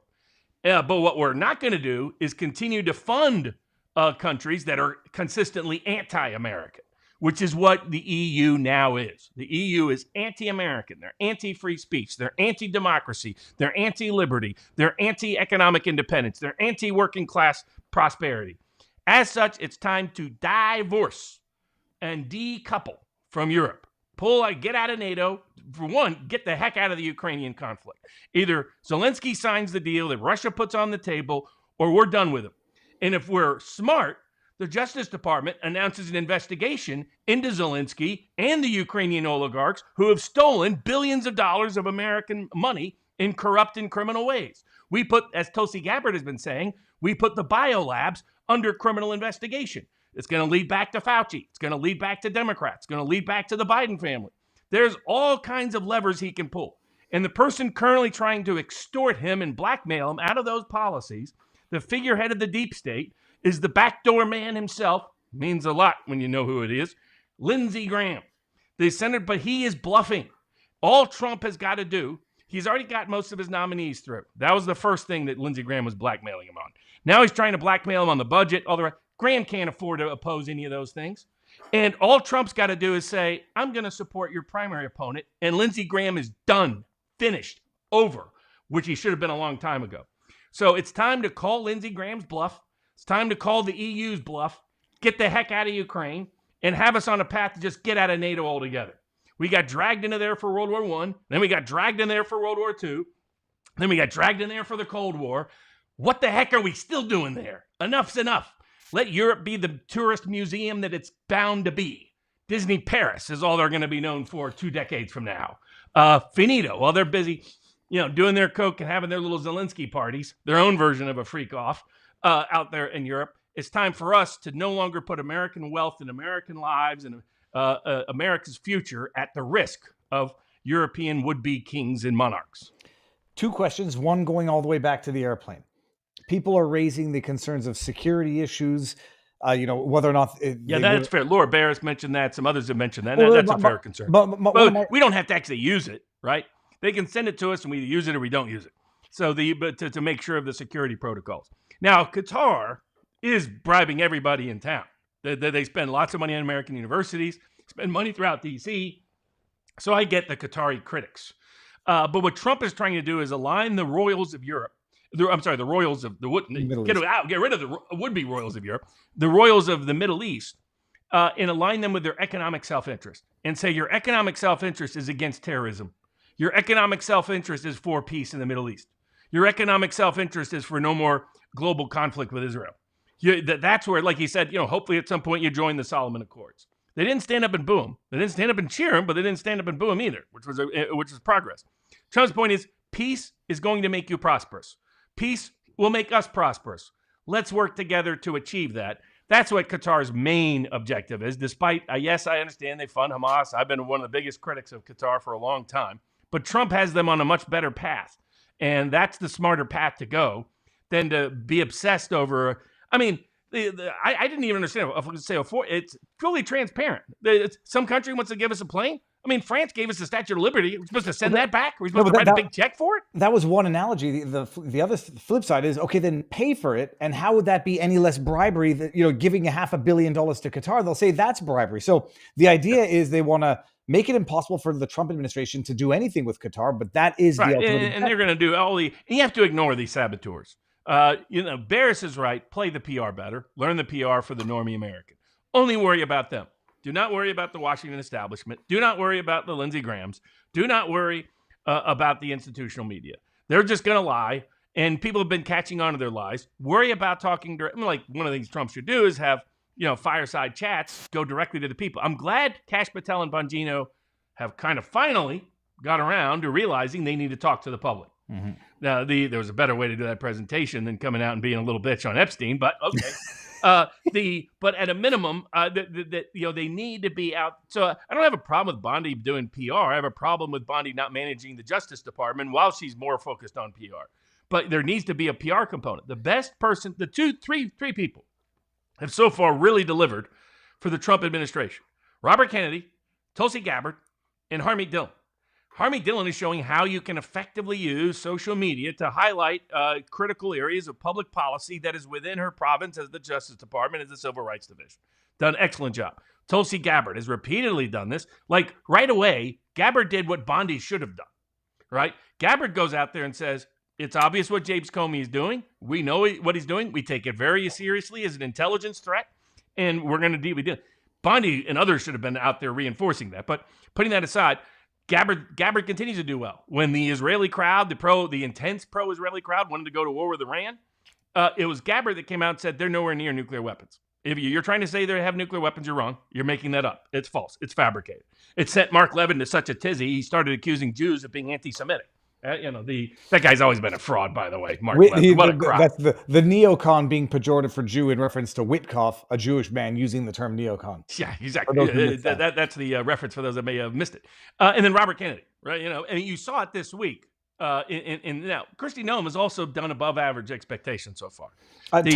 Tom Homan is, I think, Homan's number one. Homan's old school. He was the right guy for ICE. He knows what he's doing. So those are people that are delivering well, both in the court of public opinion and on public policy. A lot of these other people have underperformed, in my opinion. Okay, so that was one question there. So peace. I was looking up how Pakistan got the nuclear bomb, but that's too complicated. That might have to be a hush hush for another day. Also, that was a China proxy, right? There were more than a few people that were suspect or skeptical of whether or not Pakistan's sudden interest in a conflict with India was really a proxy conflict between China and the U.S. because of the U.S. cutting a deal with India on trade and China. And also the announcement by major U.S. companies they were going to relocate Chinese manufacturing like Apple to India. And all of a sudden, Pakistan, which gets a lot of its arms and economic ties to China, suddenly has an interest in the military conflict with India. It had all the forensic fingerprints of little panda hands, you might say. Okay, so that does it for the international scene. I don't think I've missed anything. Yeah, we got SCOTUS, we got Wisconsin COVID, we got trans and drag shows, we got Pfizer delay the RFK vaccine, and a couple of others. Let me do something here. I'm going to bring up a few from our locals community that might still be on point. Regarding security of the jet, what is done to sweep for bugs using a nonlinear junction detector? The instrument shoots They radio have waves. extremely sophisticated Yeah, mechanisms. look, for that. my argument about that is if Qatar wanted to do something nefarious to Trump, they'll do it when he's There's 100 other Qatar. ways to do it. Any of the think tanks that they bought off throughout Washington, D.C., for one. Well, no, but I also say it's a liability for Qatar to give him that plane, because if something does, God forbid, happen on that plane, everyone's that's true. immediately going to blame Qatar, even if it was just a Boeing issue. I think you asked about Comey's life started going downhill. Oh, if you think about it, Comey's life started going downhill once Viva shaved.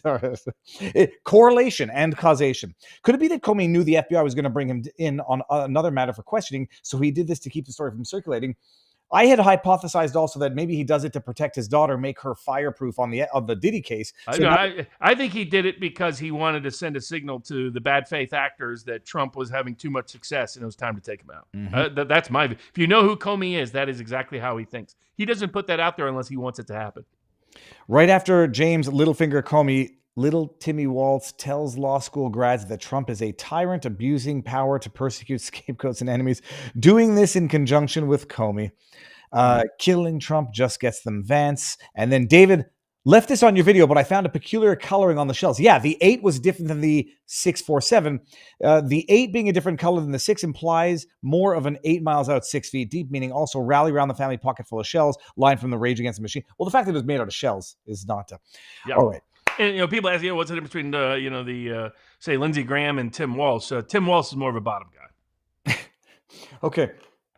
Let me just get that visual out of my head, Robert. I was feeling like I wanted to vomit. Let's do the Supreme Court cases. At least we'll start. Yeah, we got a quartet. We got immigration. Yeah. We got injunctions. We got the Fourth Amendment, and we got personnel. Which one is the birthright citizenship? That's Fourth Amendment. That's nationwide injunction. Okay, fine. The birthright citizenship is nationwide injunction? Yep. Oh, cripe. All right. Well, I didn't get to listen to all of it. I started listening to some of it, and the consensus is, however, is the consensus that the court is going to uphold these nationwide injunctions? No, the consensus is that it's up in the air. Essentially, they see 4 justices, based on the questioning and past rulings, as likely to hold that these nationwide injunctions are in excess of the power of the federal district courts to issue in the first place. And that is Alito, Thomas, Gorsuch, and Kavanaugh. And based on Kavanaugh's questioning, that was reinforced. So the question is that then there are known to be 2 liberals against, based on questioning, Sotomayor and Jackson. So it comes down to the 3 other judges who have, at least in the past, voiced concerns about nationwide injunctions. That includes Chief Justice John Roberts, Trump appointee Amy Coney Barrett, and Democratic appointee Kagan. Now, Kagan went out of her way to make clear that her prior positions against nationwide injunctions was purely political.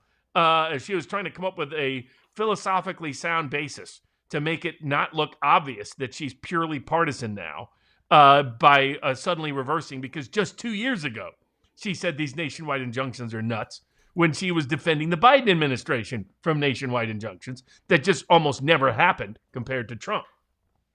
And so so my guess is Kagan will not vote to overturn it now, but she's going to have some intellectual difficulties because of how it'll be obvious when she looks in the mirror what a complete fraud she now is. And these kind of judges like to pretend that they're not who they are. What will be the congressional remedy if the nationwide injunctions are not? Oh, easy. Congress can take away any power they want from any court other than the Supreme Court anytime they want. But what if the courts come in and say you can't take away those powers? I know. I mean, right now they are ignoring their clear limitations on power. That is true, which is what impeachment is supposed to be for. But you can be really, really aggressive, right? You can take away all their power, period. Take away all their budgets, period. All you have to pay is their guaranteed annual salary. You don't have to pay for their buildings. You don't have to pay for their clerks. You don't have to pay for their law clerks. You don't have to pay for their U.S. Marshal Security. You don't have to pay for any of that. And you can just say, yeah, you have power. Good luck with making your rulings. Here's your annual salary, and that's it. It would dry up the judicial branch tomorrow. So they do have a means of enforcing that if the courts continue to go rogue and act wayward. My own view is that Roberts most likely will join the 4 conservatives. Barrett, probably not. Barrett, too, by the way, has previously said these nationwide injunctions don't conform to law when it was the Biden administration. it's nice to get belated recognition. But the number of normies out there, they're like, golly gee, Amy Coney Barrett's really not that good of a justice. Who could have possibly seen that? I don't know. Study your history next time. But putting that aside, so I think she's so political, so partisan that she will likely violate her. It wouldn't shock me to see her go with the 4 conservatives because her purported philosophy, her belief in following these rules she's one of these rules kind of people, says that these nationwide injunctions exceed the federal rules of civil procedure even. And she has previously said they don't have this degree of equitable power. But she hates Trump so much, she's going to try to find a way around it. So I'd say a 1 in 3 chance Barrett votes with the conservatives. But I think 2 in 3 chance Roberts does. And it's just because this is becoming a nightmare. The judicial branch has gotten so insane, even though the Supreme Court itself issued another crazy AEA ruling this week, Alien Enemies Act ruling, which we'll get to in a second. But if they don't understand it, when judges are getting indicted, like state court judges, this is the other reason to send a message with Comey indictments and others, is to tell the system you're no longer protected, that that everybody and anybody can be prosecuted. It's why you need either George Soros or Bill Gates in the dock. You got to send a message to the billionaire oligarchs that think they run the world, that they don't, and that there's consequences for their criminal behavior, and that you do it like Putin did in Russia. Putin went to everybody and said, all the oligarchs said you can keep your ill-gotten gains, just give a little percentage of it back, quit stealing, and don't get involved in Russian politics. And if you do those 3 things, no problem. There were 1 or 2 that decided to act wayward, so he put them in the dock, sent them to a free unplanned visit to Siberia for an extended time frame. And what did that do? The other oligarchs a lot of them fled and kept trying to sabotage them, but most of them realized, okay, time to play ball, time to quit being oligarchy as our governing society in Russia. Same is true in the U.S. But I think Roberts, I am hopeful, I suppose, that Roberts the law overwhelmingly says these nationwide injunctions are illicit and a violation of Article 3, an excess of Article 3, and directly stripping from Article 1 and Article 2 their constitutionally given powers. And the simple provision for Roberts, as Trump himself has made clear, but did it indirectly, is if the Supreme Court doesn't stop this by summer, we're going to have a constitutional confrontation. And the president will be put into a position that in order to secure the safety of the country, he will have to tell the Supreme Court to shove off in the most dramatic way since FDR said, I'm going to add 6 justices to you because you can't seem to figure things out. As Abraham Lincoln did before that, as Andrew Jackson did before that. To a degree, Thomas Jefferson did it when he said, okay, you want to play games? I'm just going to impeach your Chief Justice. Let's see how that works out for you, right? That's what we're back to. But we haven't had that kind of confrontation in almost a century. But that's what Roberts is going to force if he doesn't go along with the conservatives to at least, rein in the incredible extreme excesses of the judicial branch. Which other ones? On the same week, they issue another insane immigration decision where this is the same case they issued that crazy decision before that made no sense. And only Alito and Thomas have the guts to say, hold on a second, this is getting ridiculous. And he's saying the Alien Enemies Act requires more than 24 hours notice. It's like, why? Someone that's illegally here is someone that's already been ordered removed. How does that person entitled to more due process? Well, it's ridiculous. They're just making stuff up. Now, they're contradicting 200 plus years of American legal history.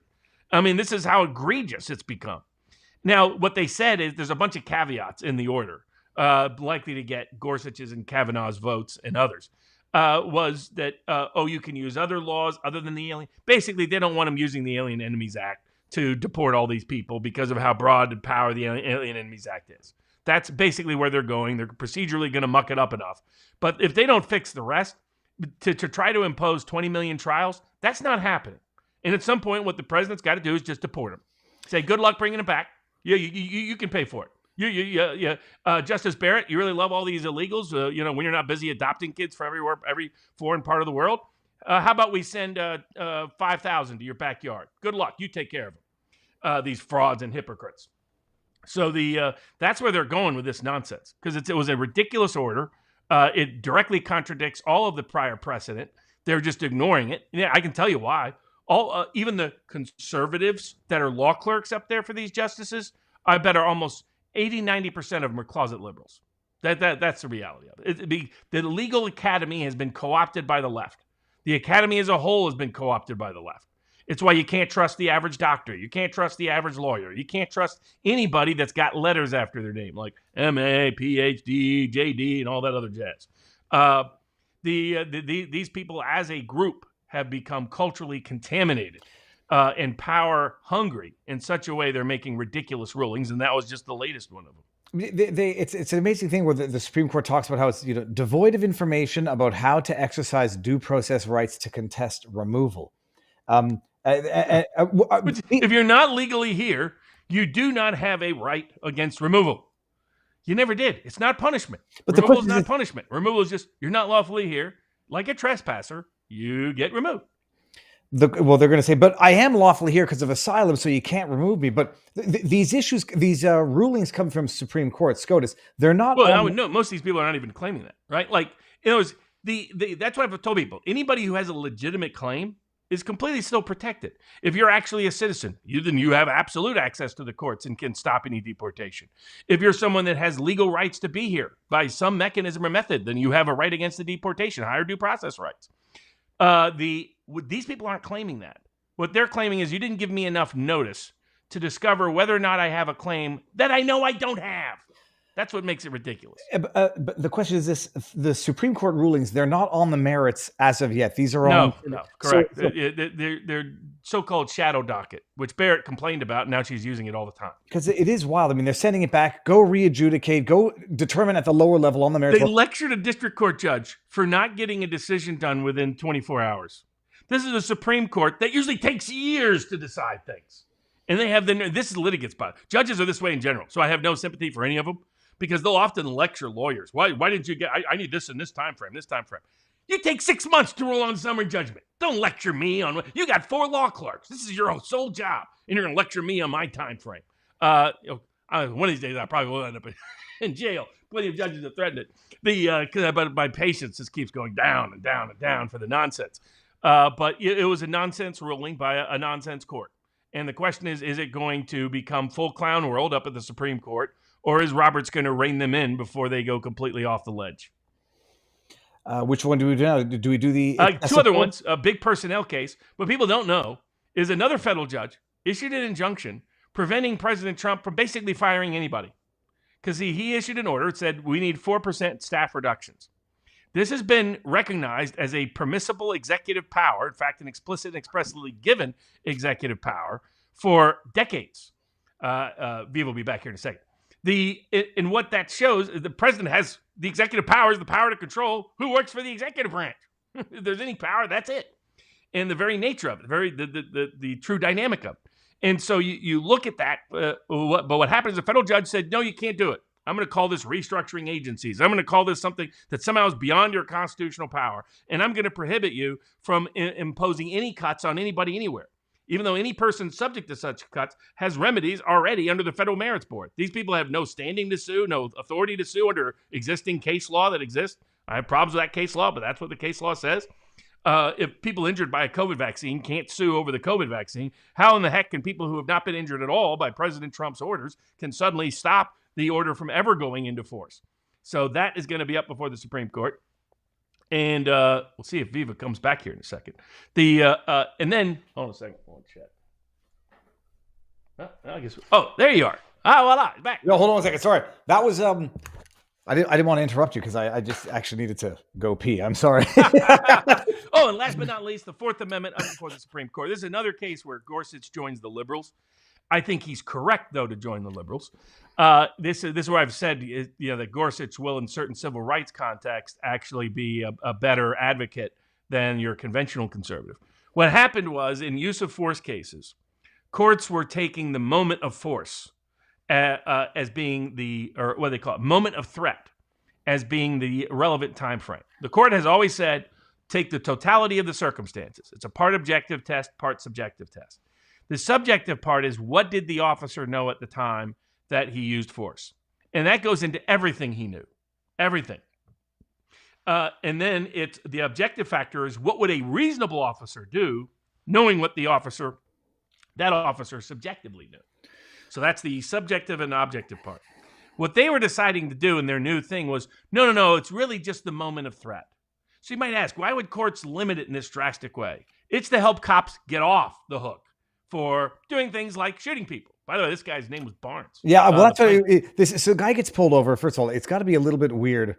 At one point in time, there was a David Freiheit who disappeared on a hiking excursion in Germany and, died on the mountain. And that's when my name started coming up for other reasons. Guy pulls over, gets pulled over by a cop, starts to take off, and then 2 seconds, cop fires and kills the guy, manages to stop the car and dies. And his name is Ashton Barnes. And so the question was whether or not I don't think he was a relative.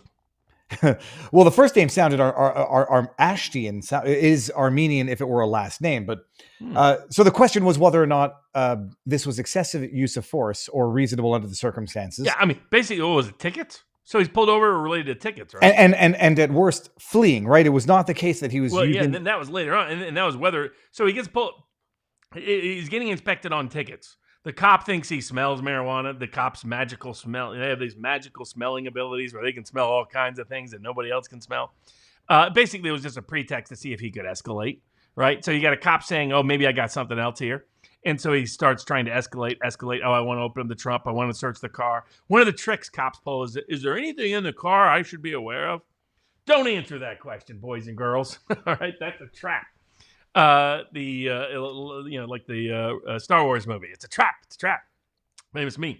And so what happens at some point while this guy is, the cop's interacting with him, he starts to get out of the car, and then the car starts back up and starts to move a little bit. At which point he just starts firing into the car without even knowing who's in there, without even being able to see the person. So you got another insane cop who's just like, bam, bam, bam, bam, bam, bam. Gun happy. How did he avoid a jury trial? Well, all the lower courts said, that poor police officer, all that matters is the moment of threat. And if the only thing you knew was he was on a moving car with someone attempting to escape, but by the way, attempting to escape is no reason to shoot. Well, but that's Tennessee versus Garner. That's not a reasonable use of force, by the way. But they decided that no reasonable juror could possibly consider that an unreasonable use of force by focusing on, let's exclude everything that happened up until that point.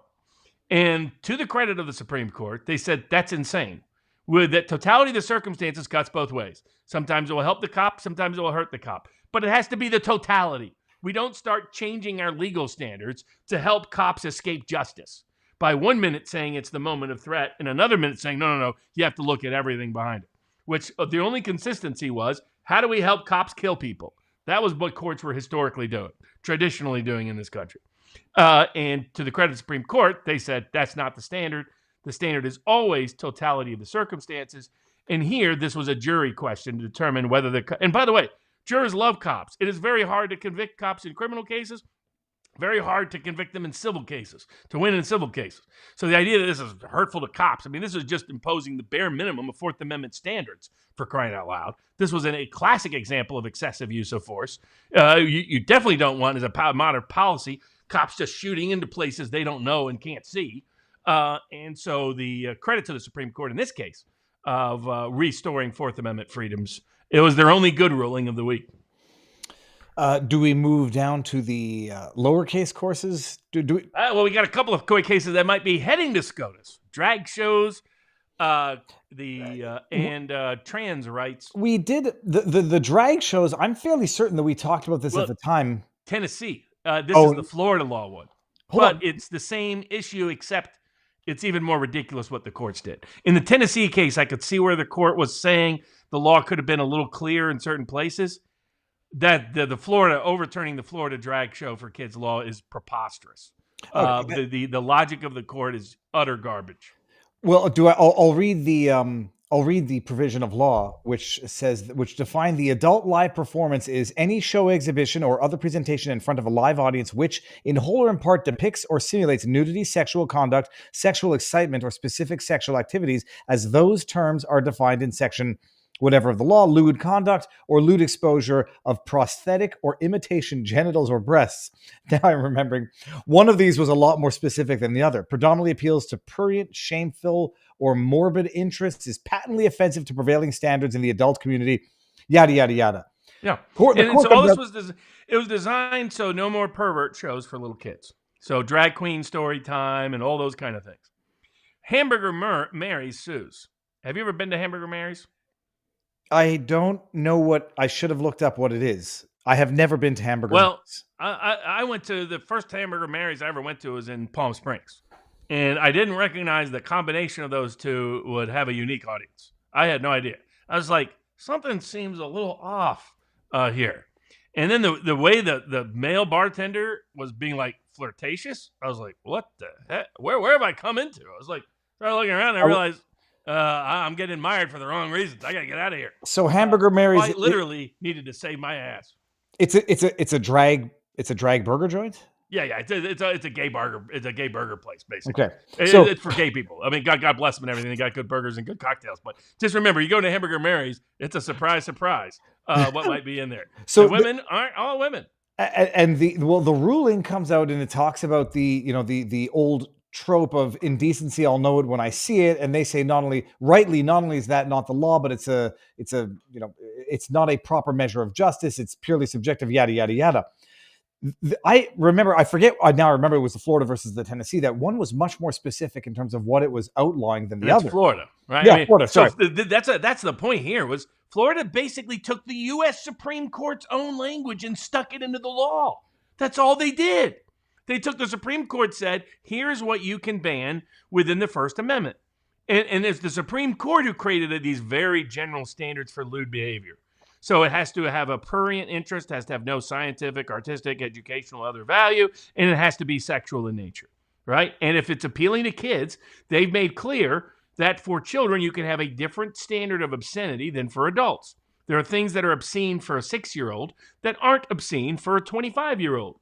And they just borrowed that exact language from the Supreme Court of the United States. In the 11th Circus, one judge dissented. The 11th Circus, first of all, skips over the fact that there's no standing in the case. Why? Nothing's been enforced against Hamburger Mary's. So this is a pre-enforcement action that has all kinds of problems. Second, Hamburger Mary had moved in such a way that they were no longer subject to this law's restrictions anyway. And yet, it's a classic version of mootness. But to show you what utter frauds our courts are, whenever they hear standing or hear mootness, it's just a judge looking for an excuse not to deal with something, because whenever they want to deal with it, magically, it's unmoot. Magically, standing exists. Magically, it's perfectly ripe. Ripeness is another one of their excuses. Latches is another one of their excuses. So that was the first flaw. Second flaw, as the dissenting justice made clear, he goes, this is really a state decision, that it concerns state constitutional law primarily. We should give this to the Florida Supreme Court, designate the question to them, let them resolve it out of respect for the states. They refuse to do that. So they violate the Federalist principles of when you're supposed to assign these cases at the federal appellate level to the state Supreme Court to at least see if they want to make a step in. Third, the legal standard is you find what about the law you could make constitutional and thereby limit its interpretation and construction to be constitutionally conforming. Here, they did just the opposite. They found the most extreme, extravagant interpretation of the law and said that could be the only application of the law. Remember, this is a facial challenge, not an as-applied challenge. A facial challenge means you have to show every application of the law would be unconstitutional or it doesn't work. Otherwise, you have to bring an as-applied challenge. Here, they flip it and they say, no, you have to show every application of the law would be constitutional or we're going to declare the entire law unconstitutional. Direct contradiction of all precedent on this throughout our history. 11th Circus doesn't care. They just completely eviscerate. They want those drag queen story times because there's probably no bigger group of pedophiles in America than the ones that wear black robes. Little FYI. Never let a federal judge babysit your kids. Bad idea. Just saying. These people fit the exact profile of pedophiles. Federal judges.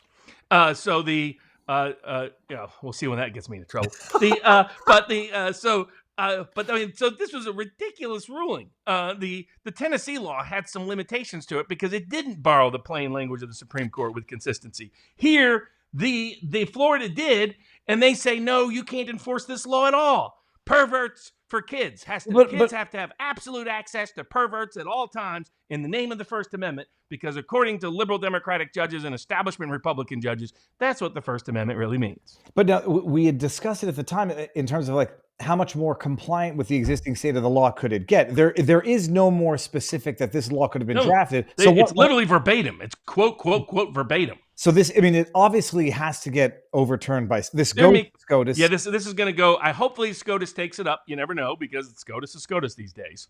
But this is an egregious attempt to circumvent the one. There's a conflict between the circuits, because the Sixth Circuit, I believe, ultimately said okay to the Tennessee law. 11th Circuit has now said no. So you got a conflict between the circuits on this, and that is usually grounds for the Supreme Court's resolution. And here, because of how they're dealing with this, procedurally, are you going to refer cases to the state Supreme Court or not? Are you going to have consistent interpretations of mootness and standing, or are you not? Are you going to have a consistent understanding of obscenity law, or are you not? It's all these big issues that are broad legal issues that are the kind the Supreme Court usually has to step in to resolve. Hopefully they will, and they do. They have the kids' bookcase in the libraries up before them currently. But this is just insane. That these are efforts to suppress democracy. In the name of democracy, they're killing democracy. To save the village, they must kill the village. And that's what these judges are doing. They're saying, we don't like the values of ordinary people. And these values, they don't want their 5-year-old sitting on some stranger's lap dressed up as a girl doing sexual moves. Because again, this law required sexual presentation. So it wasn't even clear it would apply to all drag shows. There's a lot of drag shows that would have no application. Remember, that was the problem with the Tennessee law. Mm-hmm. Tennessee law could apply to somebody who's dressing up for like acting purposes with no sexual purpose whatsoever. This law didn't. This law had to make it a sexual purpose that you were doing, appealing only to the prurient purpose.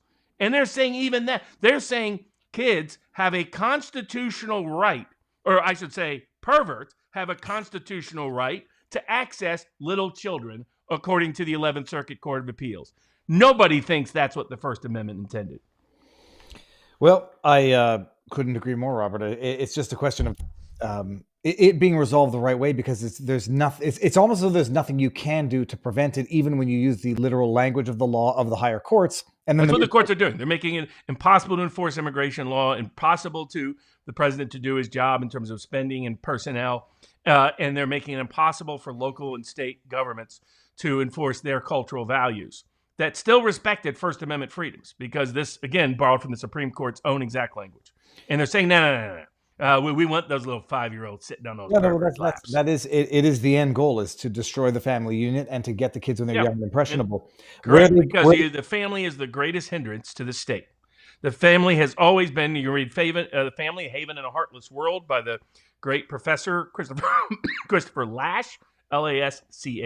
This book, by the way, somebody asked, it's called The Origins of American Constitutionalism, which goes back, by the way, a little short text, a nice book.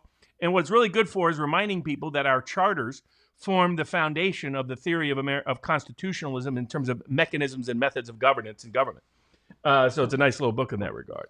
But it's something that maybe they need to read at the 11th Circus. Well, which one's the one that got it right here? This is which district is this? District of Texas. So this is not a...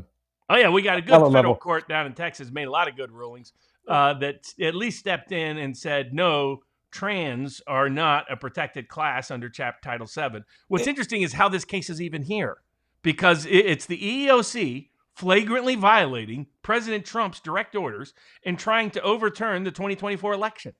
Because the reason why this case is still in court is because the EEOC is disobeying President Trump's direct orders. The EEOC, Equal Employment Opportunity Commission, are basically interpreting Title VII, which was intended to remedy sexual inequalities or religious and racial and gender-based discrimination. So they added sex-based discrimination, as in male versus female, to Title VII. I don't know when the exact history, but then that's all the way back at the beginning, really, effectively. And but what is the Biden administration decided that the definition of sex under Title VII meant directly the opposite of what Congress said it was. It meant gender expression. They have a 2021 executive order which defines sex as gender expression. So you can't deny a man access to a woman's bathroom if that man identifies as a woman, because that would be gender identity. You couldn't have dress codes that prohibited men from dressing up as women. You had to respect their chosen pronouns, or you were now involved in discrimination. And let's remember, this is the same EEOC that refused to follow its own rules and prior precedents in the vaccine mandate context. The biggest systematic discrimination against Americans that has ever happened in the history of Title VII has been the religious-based discrimination against those who objected to the vaccine mandates. And the EEOC refused to help any of them. Any of them. So while they were abandoning and absconding from their duties of protecting the discriminated, they were also at the same time encouraging and incentivizing governments and agencies and other institutions and employers subject to their control, which is very broad under Title VII, for diversity, equity, and inclusion, openly, overtly promoting racial and gender-based discrimination in universities and by corporate employers. So an agency whose job is to prohibit discrimination was the primary proponent and propagandist for discrimination under the Biden administration. The third thing they did was redefine gender to be no longer biological, no longer binary. For those that don't know, the law itself makes it clear sex is a biological reference for Title VII. So when they say no discrimination based on sex, they mean your biological sex. Biden said, ignore all that. We're going to write our own guidelines. Our own guidelines everybody has to follow or be subject to losing all their money, subject to massive lawsuits like universities, foundations, think tanks, hospitals, etc. And you're going to now you're going to let men into women's bathrooms and men into women's showers. You're going to allow, you're going to recognize whatever pronoun they choose to use, and that's how you're going to call them. And they can dress however they want in the name of gender expression. Now, Trump comes in and says, the American people didn't like this, don't want this, so it's done, it's gone. I order you to reverse it. What does the EEOC do? They go, we don't care what the President of the United States says. Even though he's supposed to be in control of the executive branch and we're part of the executive branch, we're going to ignore not only what Congress previously said in the law, we're going to ignore what the President of the United States and the American people just demanded in the election. Why, Robert, why wouldn't they when they see states doing it at the state level? Why would they possibly think they'd have to abide by something that would be they're going to what they belong in jail. I mean, some of these rogue agencies that have just gone absolutely crazy, they've got to start locking some up. They've got to educate people as to what risks they face when they overtly and openly and flagrantly violate the order. So what does Trump do? Trump fires them. He's like, okay, I fire you. They try to prevent their firing. While that's ongoing, he can't replace the commission, so there's no commission votes to reverse the prior orders. That's how we're here in the first place. So they have to go to court still, something that should have been all resolved. And the court have to say the obvious. No, EEOC, you did not have the authority to rewrite the law. Title VII is clear that sex is biological and it's binary. You may want the law to change, but if you want the law to change, go to Congress. It was never within your authority to change this law. And thankfully, the federal district court struck it down. Now, who knows what will happen on appeal these days, or the Supreme Court these days. But trans are not a protected class under Title VII. They never have been. Frankly, they're not a protected class under Equal Protection Clause. The Equal Protection Clause does not have a provision that says we also want to make sure perverts get equal protection. We want to make sure the mentally ill get equal protection. No, that's not it. I was actually just going to Google it. Does equal protection not apply to mental illness? No, of course not. You're a protected class is literally a protected class, which usually should involve religion, race, biological gender, national origin. That's the classes that truly immutable traits that have nothing to do with behavior. That's the best way to understand it. The classification of people that are uniquely vulnerable based on immutable traits, not something you developed or anything else. That's never been the case. I have AIDS, so now I'm a protected class. No, that's not it. That's not how any of that works. So it's supposed to be only immutable traits that are protected, and immutable traits of a particular kind that need political protection as recognized by Congress. Let me get a bunch of chats here, Robert, because we're going to fall very far behind on these. We're going to take a break in a second to go see the pizza. Eric's Pizza is doing the Viva thing here, but it has not yet progressed enough. Oh, that looks cool. I see where he's going with it. We'll come back to it in a bit, and after the show, everybody can go watch that. But what I wanted to bring up was these Crumble Rants. We'll get some tip questions. Does anybody have any Baby Barnes and Viva ones out there? Yeah, I've seen all these AIs where they do our voices and what we're talking about, but they have baby versions of us. I gotta see that. Those are awesome. Why wouldn't the DOJ? We definitely have those. I will share them with you. Awesome. Cindy 1M says these are no channels with my sweetie heart. He thinks my brain needs to be put positive stuff, but I think it is good stuff. The ketchup from Amos Miller, you have lost is the best is in life sauce. Oh yeah, everything good. Yeah, somebody got to stop by there in Lancaster, Pennsylvania, where Amos Miller's still getting harassed. We'll get to that in a second. We're gonna have a fundraiser though coming up this week for Amos Miller, the Sports 1776 Law Center, and all the legal representation. For those that don't know, basically everybody's going after him. The state of Pennsylvania continues to harass him. The feds have not officially dropped their case yet, and are sort of allowing it to go on by not publicly condemning it and not withdrawing the injunction. The IRS is harassing Amos Miller now, and the state of Pennsylvania, like other environmental groups, are harassing. So, I mean, the harassment doesn't stop Amos Miller. Like, people are like, oh, how do you stay optimistic? Look at Amos. He always stays optimistic. He just gets out there, gets farming every day, has little kids running around in little overalls and little Amish hats and Amish clothes, all homemade. They're always excited. They get up at 4:30 in the morning. They get their milk going and all the rest. And that milk is so good. And some people got to have it. But we're going to have some cookies and milk potentially on sale this coming week. Trucking Empire says Rastaman Transport, coast to coast enclosed auto transport, specializing in high-end vehicles from Cali to Arizona to the East Coast and back, trusted, insured, on time. No channels, I got that one. Cash puts out the press release, proud of arresting a kid in Detroit that reads like Whitmer 2.0. Kid told two handlers he had a drone and knew about Molotov cocktails. Cash saw an attack on the military. BS. New York City Pier POTUS flies Marine Force 1. 2 is on the FDR Drive. Hold on. The New York City Pier POTUS flies Marine Force 1 is on FDR Drive. It is Assassin Snipers. Geez, now the name of the book. You got it, John Finn. Let me screen grab that. Barnes and Viva, you got to talk about the no whites allowed Democrats and South African refugees. Oh, yeah. We got South African refugees on the tonight agenda item. And then we got Matt Rise. When Air Force gets a plane from Boeing, don't they go through with a fine-tooth comb? What makes anyone think that they would be even more cautious with Qatar? Yeah. Matt Reese, absolutely. Randy Edward. SCOTUS tipped its hand by hammering on how the bureaucracy would handle stateless children. SCOTUS is looking for a way to affirmative action, birth control, and marriage, birthright, citizenship. Harry Toe. I hear commercials on every Seattle radio station with Kristi Noem telling illegals to leave. I just realized we did. Oh, yeah, no, we did cover injunctions. Sorry. Yeah. If Barnes' chances at a job on SCOTUS weren't ruined with the booty gay comment, most federal judges fit for profile for pedo sure will. Betting odds will go crazy, though. Grandpa Place, company I worked for refused to honor my pronouns. I identified as an asshole, and they used motherfucker. That's funny. Do we segue into the South African one right now, just because it's off the... Yeah, sure. Well, Robert, I covered it a little bit.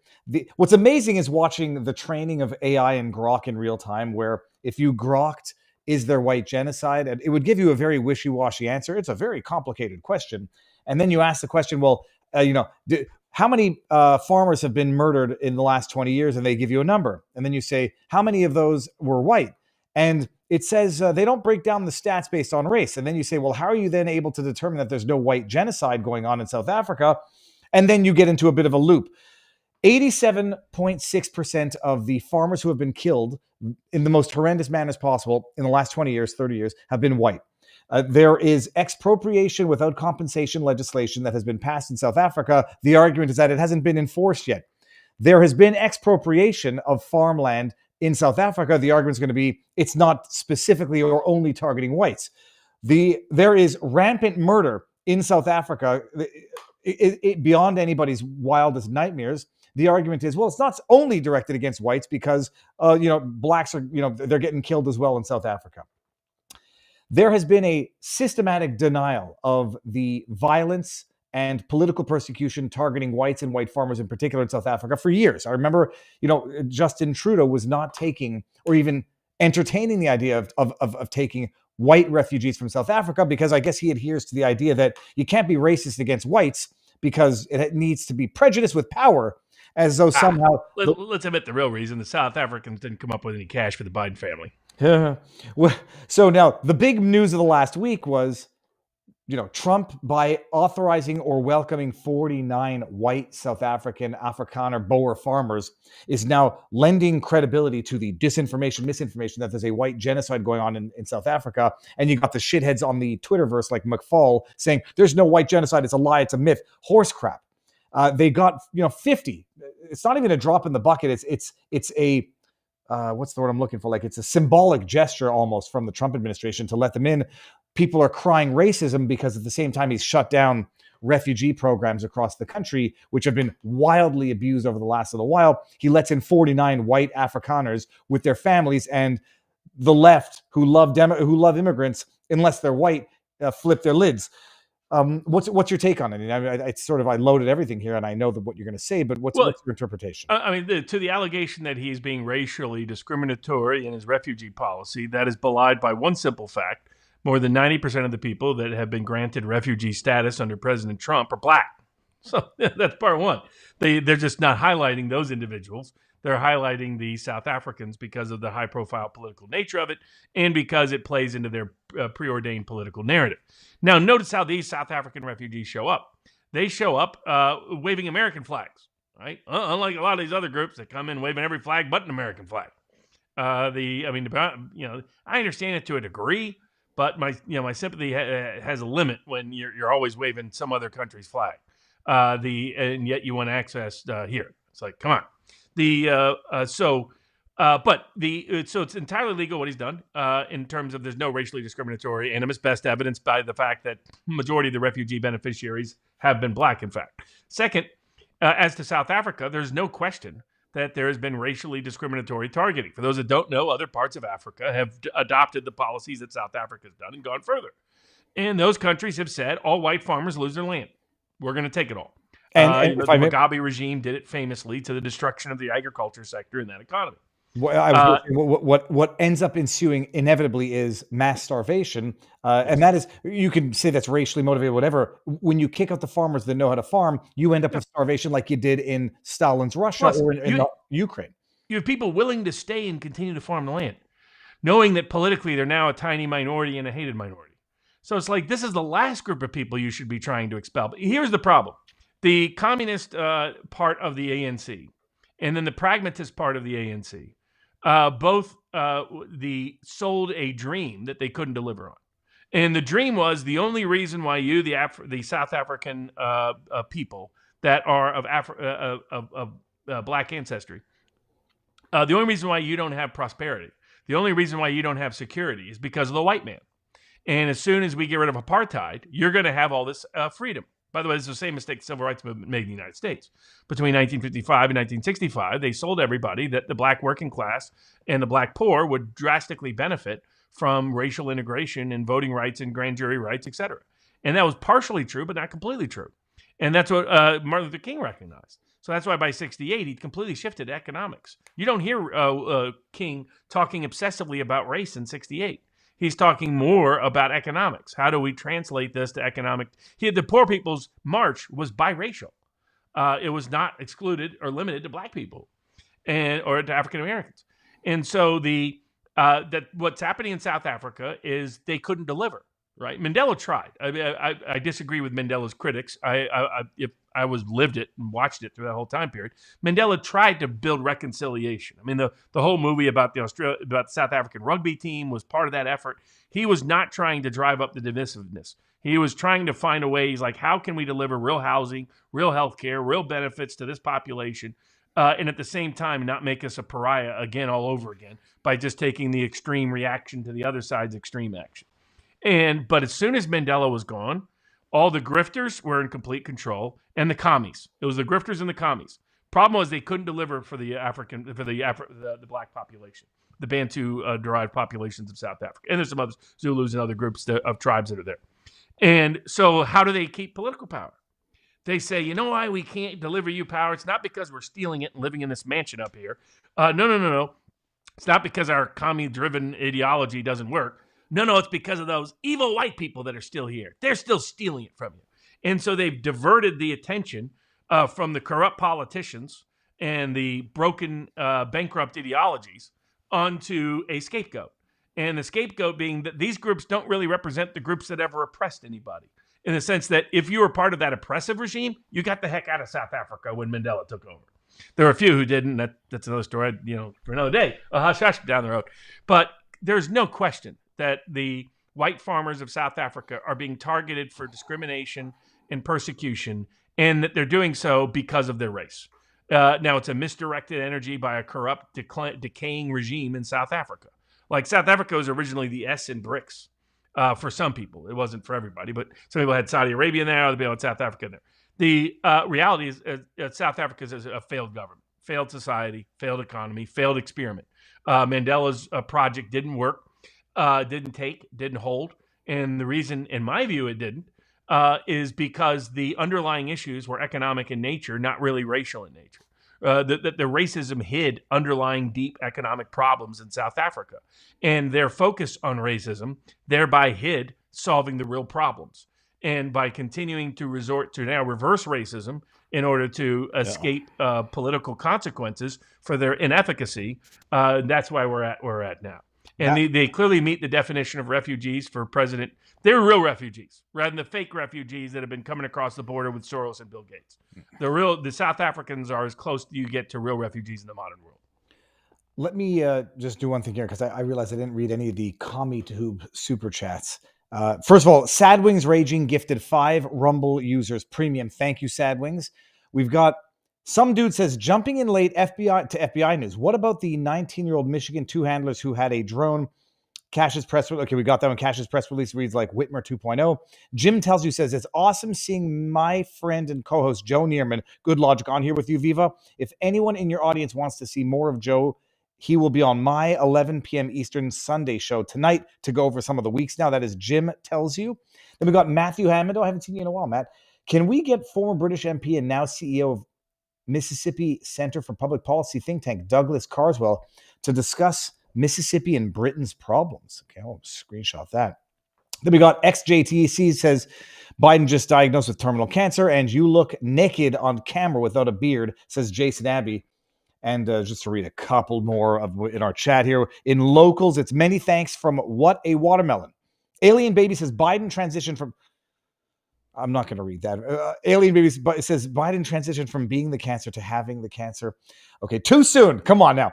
Alan DS91. Tragedy plus time equals comedy, according to Woody Allen. No, I did say that I think the diagnosis is the cover-up. That's not a joke. That's just my personal belief. Yeah. What do we have left before we... so we got Wisconsin COVID. We got Pfizer exposed, RFK on the COVID vaccine, Department of Agriculture lawfare panel or portal for the public, America First suing Chief Justice Roberts, and then a little bit about pending legislation. But a lot of these are briefer topics than longer topics. So we'll do a bunch of them over on the vivabarneslaw.locals.com after party. Robert, the big news of the week was the breaking. First of all, if people are freaking out about this, I mean, I remember us talking about it at the time, where at the time it was they delayed releasing the existence or the discovery of that shitty jab until after the election to deny the credit to Trump when they thought it would be a success. It seems that they hid some of the data or didn't release some of the data or the trials in time in order to penalize Trump because they didn't want him to get reelected for the success of this shitty jab in the first place. But none of it strikes me as being new, or at least because we talked about it in relevant parts at the time. What do you make of the news that because I don't think they did proper trials in the first place to even have hid from Trump in the first place. So how do you piece together the mutually incompatible portions of this? It's a bad jab. They didn't do proper trials, but they delayed the results of it because they didn't want to help Trump. Yeah. So for the backstory for those that may not be familiar with it, the Department of Defense under Operation Warp Speed with President Trump signed a contract with Pfizer that would promise billions of dollars to Pfizer if they delivered a safe, effective vaccine that would inoculate against COVID-19. That was specific. This was not a diagnostic tool they wanted. This was not a therapeutic tool they wanted. They wanted something that would prevent infection and prevent transmission. That was the explicit requirement of what they meant by vaccine in that contract. And that it had to be safe and it had to be effective against COVID vaccine. In other words, the rewards had to outweigh the risks for safety, and for efficacy, it had to actually lead to reduction in the infection rate and the transmission rate of COVID, and for the prevention of COVID-19. And it was supposed to be delivered at speed and scale. So the ability to deliver a large amount of dosage to a large number of people around the world. And in speed, there was a specific date listed. It was October of 2020. It said, if you want to get paid, you have to deliver by this date. If you don't, you don't get paid. Pfizer didn't honor any of Trump's contract. What they delivered was dangerous, ineffective, not a COVID vaccine, not a vaccine of any kind, didn't prevent infection, didn't prevent transmission at all. And last but not least, it wasn't delivered in October like it was promised. I've been telling people so that the Pfizer had all the things that they knew for the ultimate approval and authorization that they got, they already had in October of 2020. Now, what people didn't know was that a month before, but Pfizer knew, was in a month before that, in September of 2020, a whistleblower from Texas had gone to the Justice Department, had gone to the Food and Drug Administration, and someone who was live witnessing what was happening in the clinical trials for the COVID vaccine. Someone who had spent decades in that work to make sure they complied with the rules to assess whether a drug was safe and effective or even what it said it was. Had gone to them and told them, they're lying. They're fabricating the data. They're falsifying the data. That lady was Brooke Jackson. So that information was known to Pfizer. It was known to Bill Barr's Justice Department. It was withheld and hidden from President Trump. So why did they delay production of this till after the election? Two reasons. They wanted to prevent President Trump's reelection. This is in part because Big Pharma thought Joe Biden would be a much better ally to them than Donald Trump broadly on pharma-related policies, whether that's reimbursement rates, price caps, which President Trump has tried to put imposed again this week to most favored nation status, so America doesn't keep subsidizing the rest of the world's cheap access to pharmaceuticals, which he can do under his foreign policy power. We'll address that once if there's litigation about it. We'll address it then in the legal context, but that's why I think he has above average chance of success. But the big one was this. Pfizer knew that if Trump won, he might hold him to their contract. He might require the drug be proven safe. He might require the drug be proven effective. He might require the drug be an actual vaccine, like he had contracted for. He might require all of those things, and they didn't want any of that. So that was problem one specific to the vaccine. Problem two was they knew the only way to get mass uptake of this experimental vaccine was by coercing people, by forcing people to get it. They knew Trump would never mandate it. They needed it mandated in order to line their pockets with all the money, in order to guarantee their profitability, in order to reduce their risk. If it was mandated under the child laws, under the Vaccine Prep Act laws, and those it would inoculate and immunize them from any legal accountability and responsibility for anything bad that happened. They knew Trump would never do it. So they knew that the gig would be up if Trump got reelected. So the goal was prevent him from reelection. Control the whole vaccine process, make it look like we're delivering what he needs, and then hold it back at key points and key junctures to sabotage his campaign, and then get paid billions of dollars because the next administration will never enforce it. No better example than the Biden administration went into the federal district court in the whistleblower claim brought by Brooke Jackson against Pfizer and said it is against Biden administration policy to challenge any vaccine, including the COVID vaccine, which the current Justice Department lawyer is lying to the courts about. I'm going to make this lawyer real famous real soon. There's a corrupt saboteur inside the Justice Department who is saying to the Fifth Circuit Court of Appeals direct lies about what the Trump administration's policies are. He is lying to the Fifth Circuit and telling them that the Trump administration has the exact same policy on vaccines as the Biden administration. President Trump has said otherwise when he said schools will be defunded if they mandate the vaccine. Secretary Hegseth has said otherwise when he said the mandate was always illegal because this was an emergency unproven drug. Robert Kennedy has said otherwise, and as it was publicly reported this week, so I'm not disclosing anything known by other means, publicly disclosed this week, the Kennedy Department of Health and Human Services is looking at not recommending the COVID vaccine for children, for pregnant women, or teenagers, to revoke the marketing authorization for the drug for those categories of people.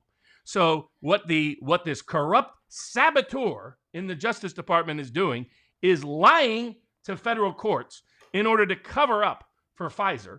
And credit to Congressman Jordan for getting off his rear a little late, in my opinion, but at least acknowledging and publicly proving what I had said. Pfizer had internally discussed this exact plan to sabotage President Trump deliberately.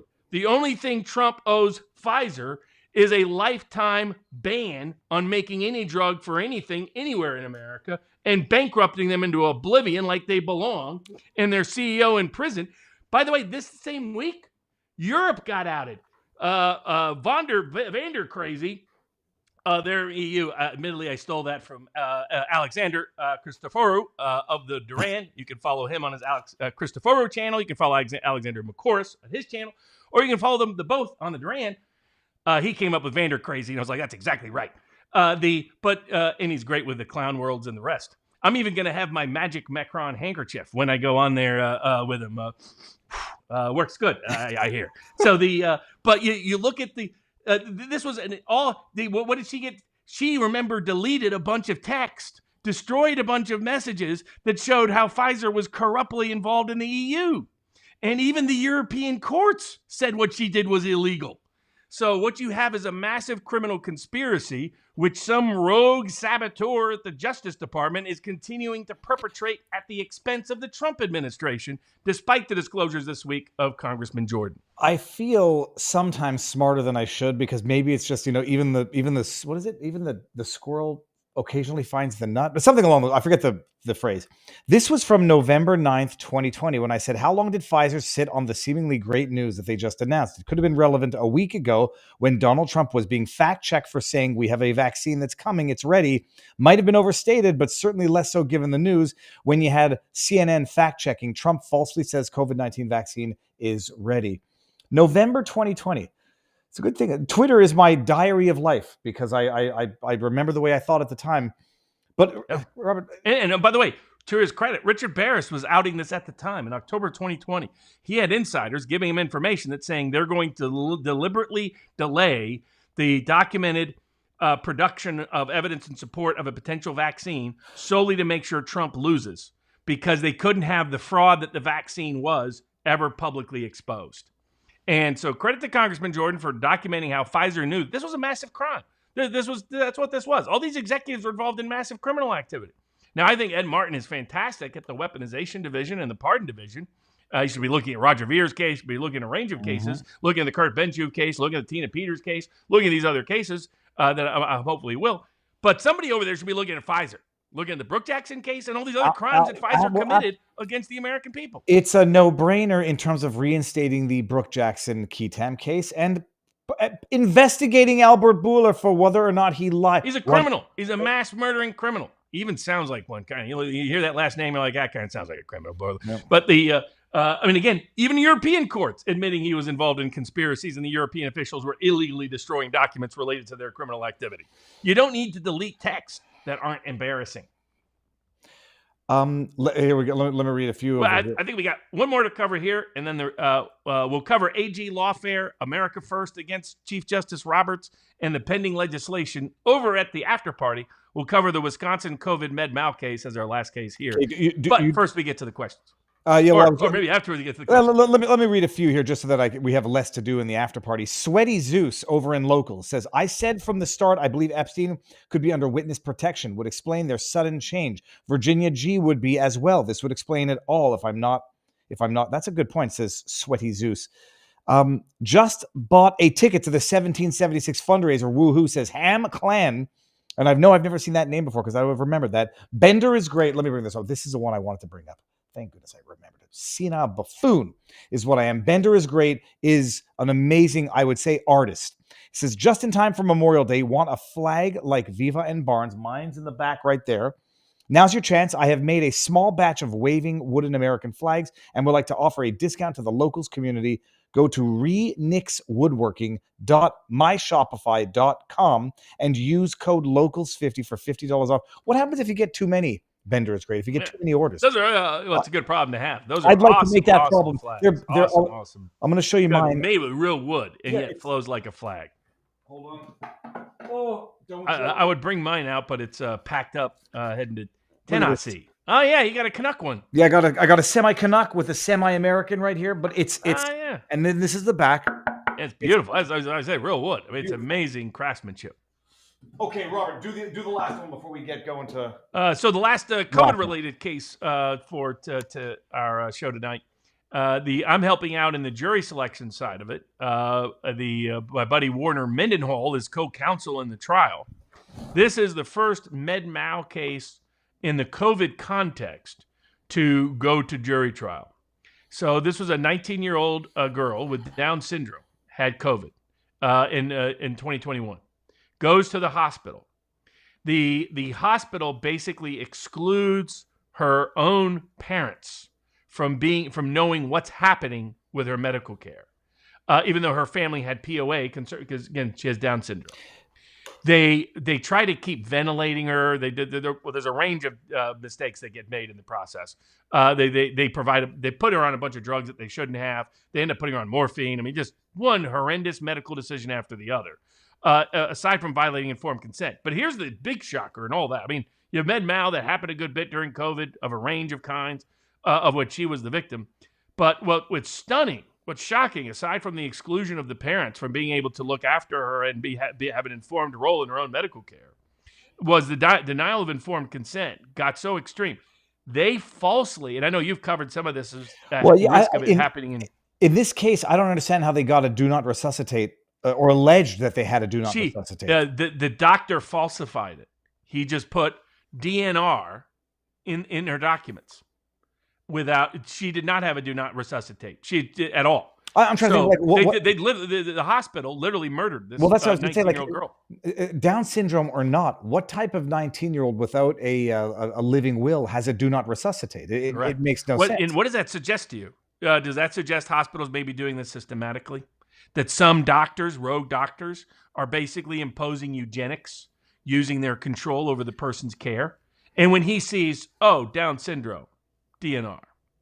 I went more along the lines of, I'm trying to think of like concealing their, I don't know. Well, that too. They could try to conceal their medical malpractice. Their medical malpractice, but I don't know that I would imagine. Because the weird thing is you suffer less damages if you kill someone than if you injure them. That would be the only cynical way that I would go. I would imagine if they're falsifying do not resuscitates, it would have come up much more than this. Like those are not. It was completely false. So it's complete deprivation of informed consent, complete mistreatment of someone with COVID. And what do you think their excuse is? Oh, it's all COVID. Blame COVID. Tough during COVID. Blame COVID. Whatever you do, look at COVID. COVID here, COVID there, COVID over there. Look at anything except the fact that a hospital murdered a young girl with Down syndrome. A horrendous case. It's going to go to trial in Appleton, Wisconsin. That's up there in the Fox River Valley in Outagamie County on June the 2nd. The courthouses have usually been packed. I don't know if they're going to have any video cameras there or not for covering the trial. I'll be there in part to help with jury selection, as well as some other things, and some behavior language. Some other people are going to help out. Richard Bear is helping out. We got a lot of people helping out to make sure, because this is a very important case with great public policy consequence for everybody. Now that someone beat me to it, at least organ harvesting, I was thinking if they falsify do not resuscitates, family would get involved, unless they do it with people that don't have family, like the most vulnerable. And then it's do not resuscitate, covering up malpractice, and then harvesting organs potentially. Well, I mean, you see this in Canada, right? Where they're basically preaching eugenics more and more by trying to get people to off themselves, and there's presumed organ donating now, at least legislation in two provinces. Someone said that I almost missed a $300 Rumble rant, which comes from Ron Schoolcraft. Says, I'm an independent contract engineer and was under contract. Biden's EO 14042 was issued. My contract was modified. I refused. My contract was rescinded. I emailed you for help. No response. Help. Just re-email me if you. And again, there's no guarantee I have the bandwidth to handle your case. So if you don't hear back, it's because I don't have the bandwidth currently to handle it. It's not a statement on your case, one way, shape, or form.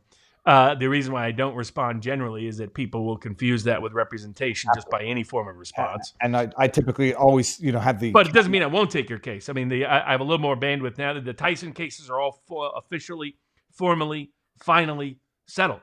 All the checks have been sent to everybody. All that is done.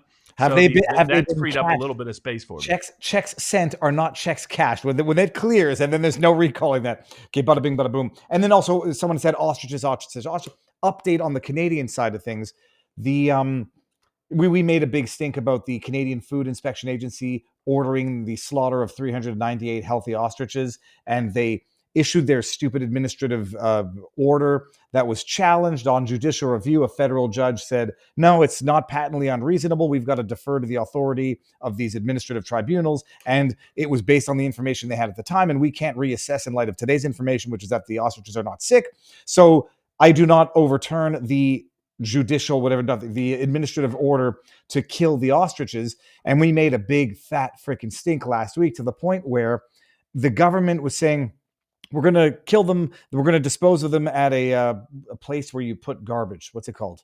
Landfill. Landfill. Sorry. So there was a local landfill, and everybody went to a community, like a council meeting, a city council meeting, and said, "Don't approve of this. Don't approve of disposing of the bodies at this landfill." And there was people were crying. Katie from Ostrich the Forum went there. The family, people were watching on Zoom, and apparently the council issued an order that says we'll take the ostrich carcasses if they have a positive test for H5N1 and not without it, which basically they're not going to get because they don't have it, and it will make it impossible to dispose of the bodies, to the point where now it seems that the CFIA has, at the very least for the time being, not pursued the slaughter.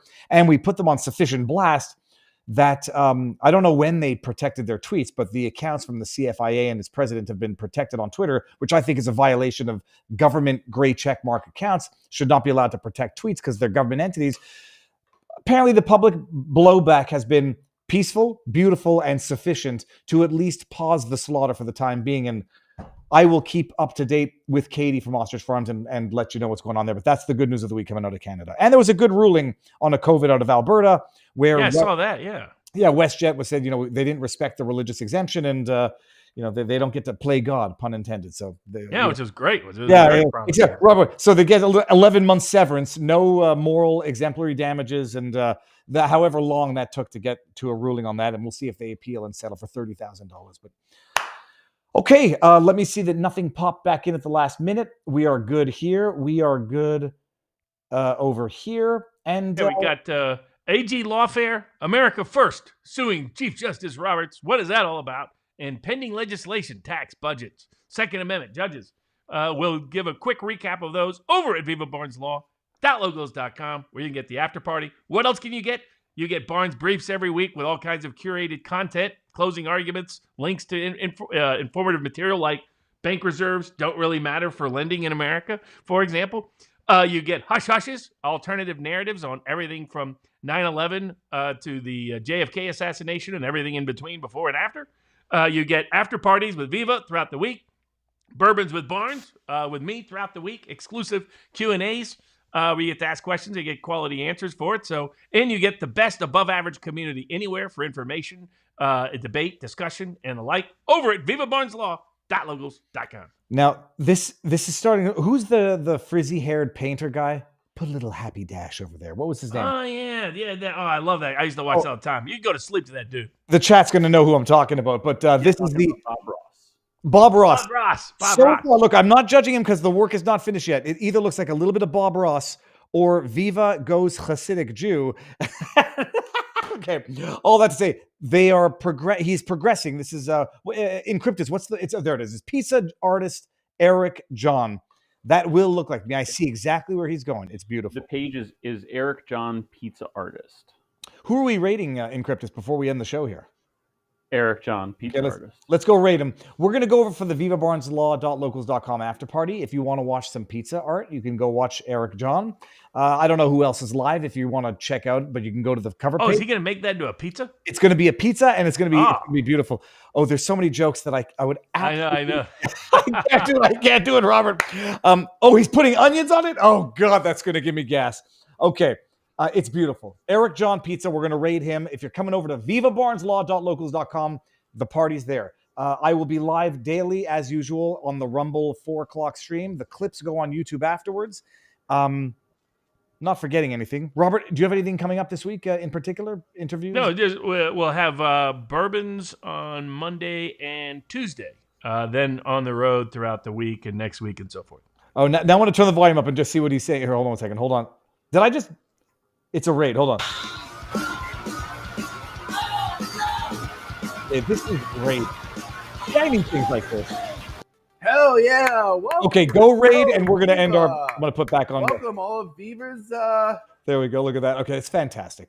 All right, stop screen, vivabarneslaw.locals.com, and ComeyTube, thank you for being here. Make sure you subscribe before you leave and turn on notifications. There's 3,000 people watching on ComeyTube.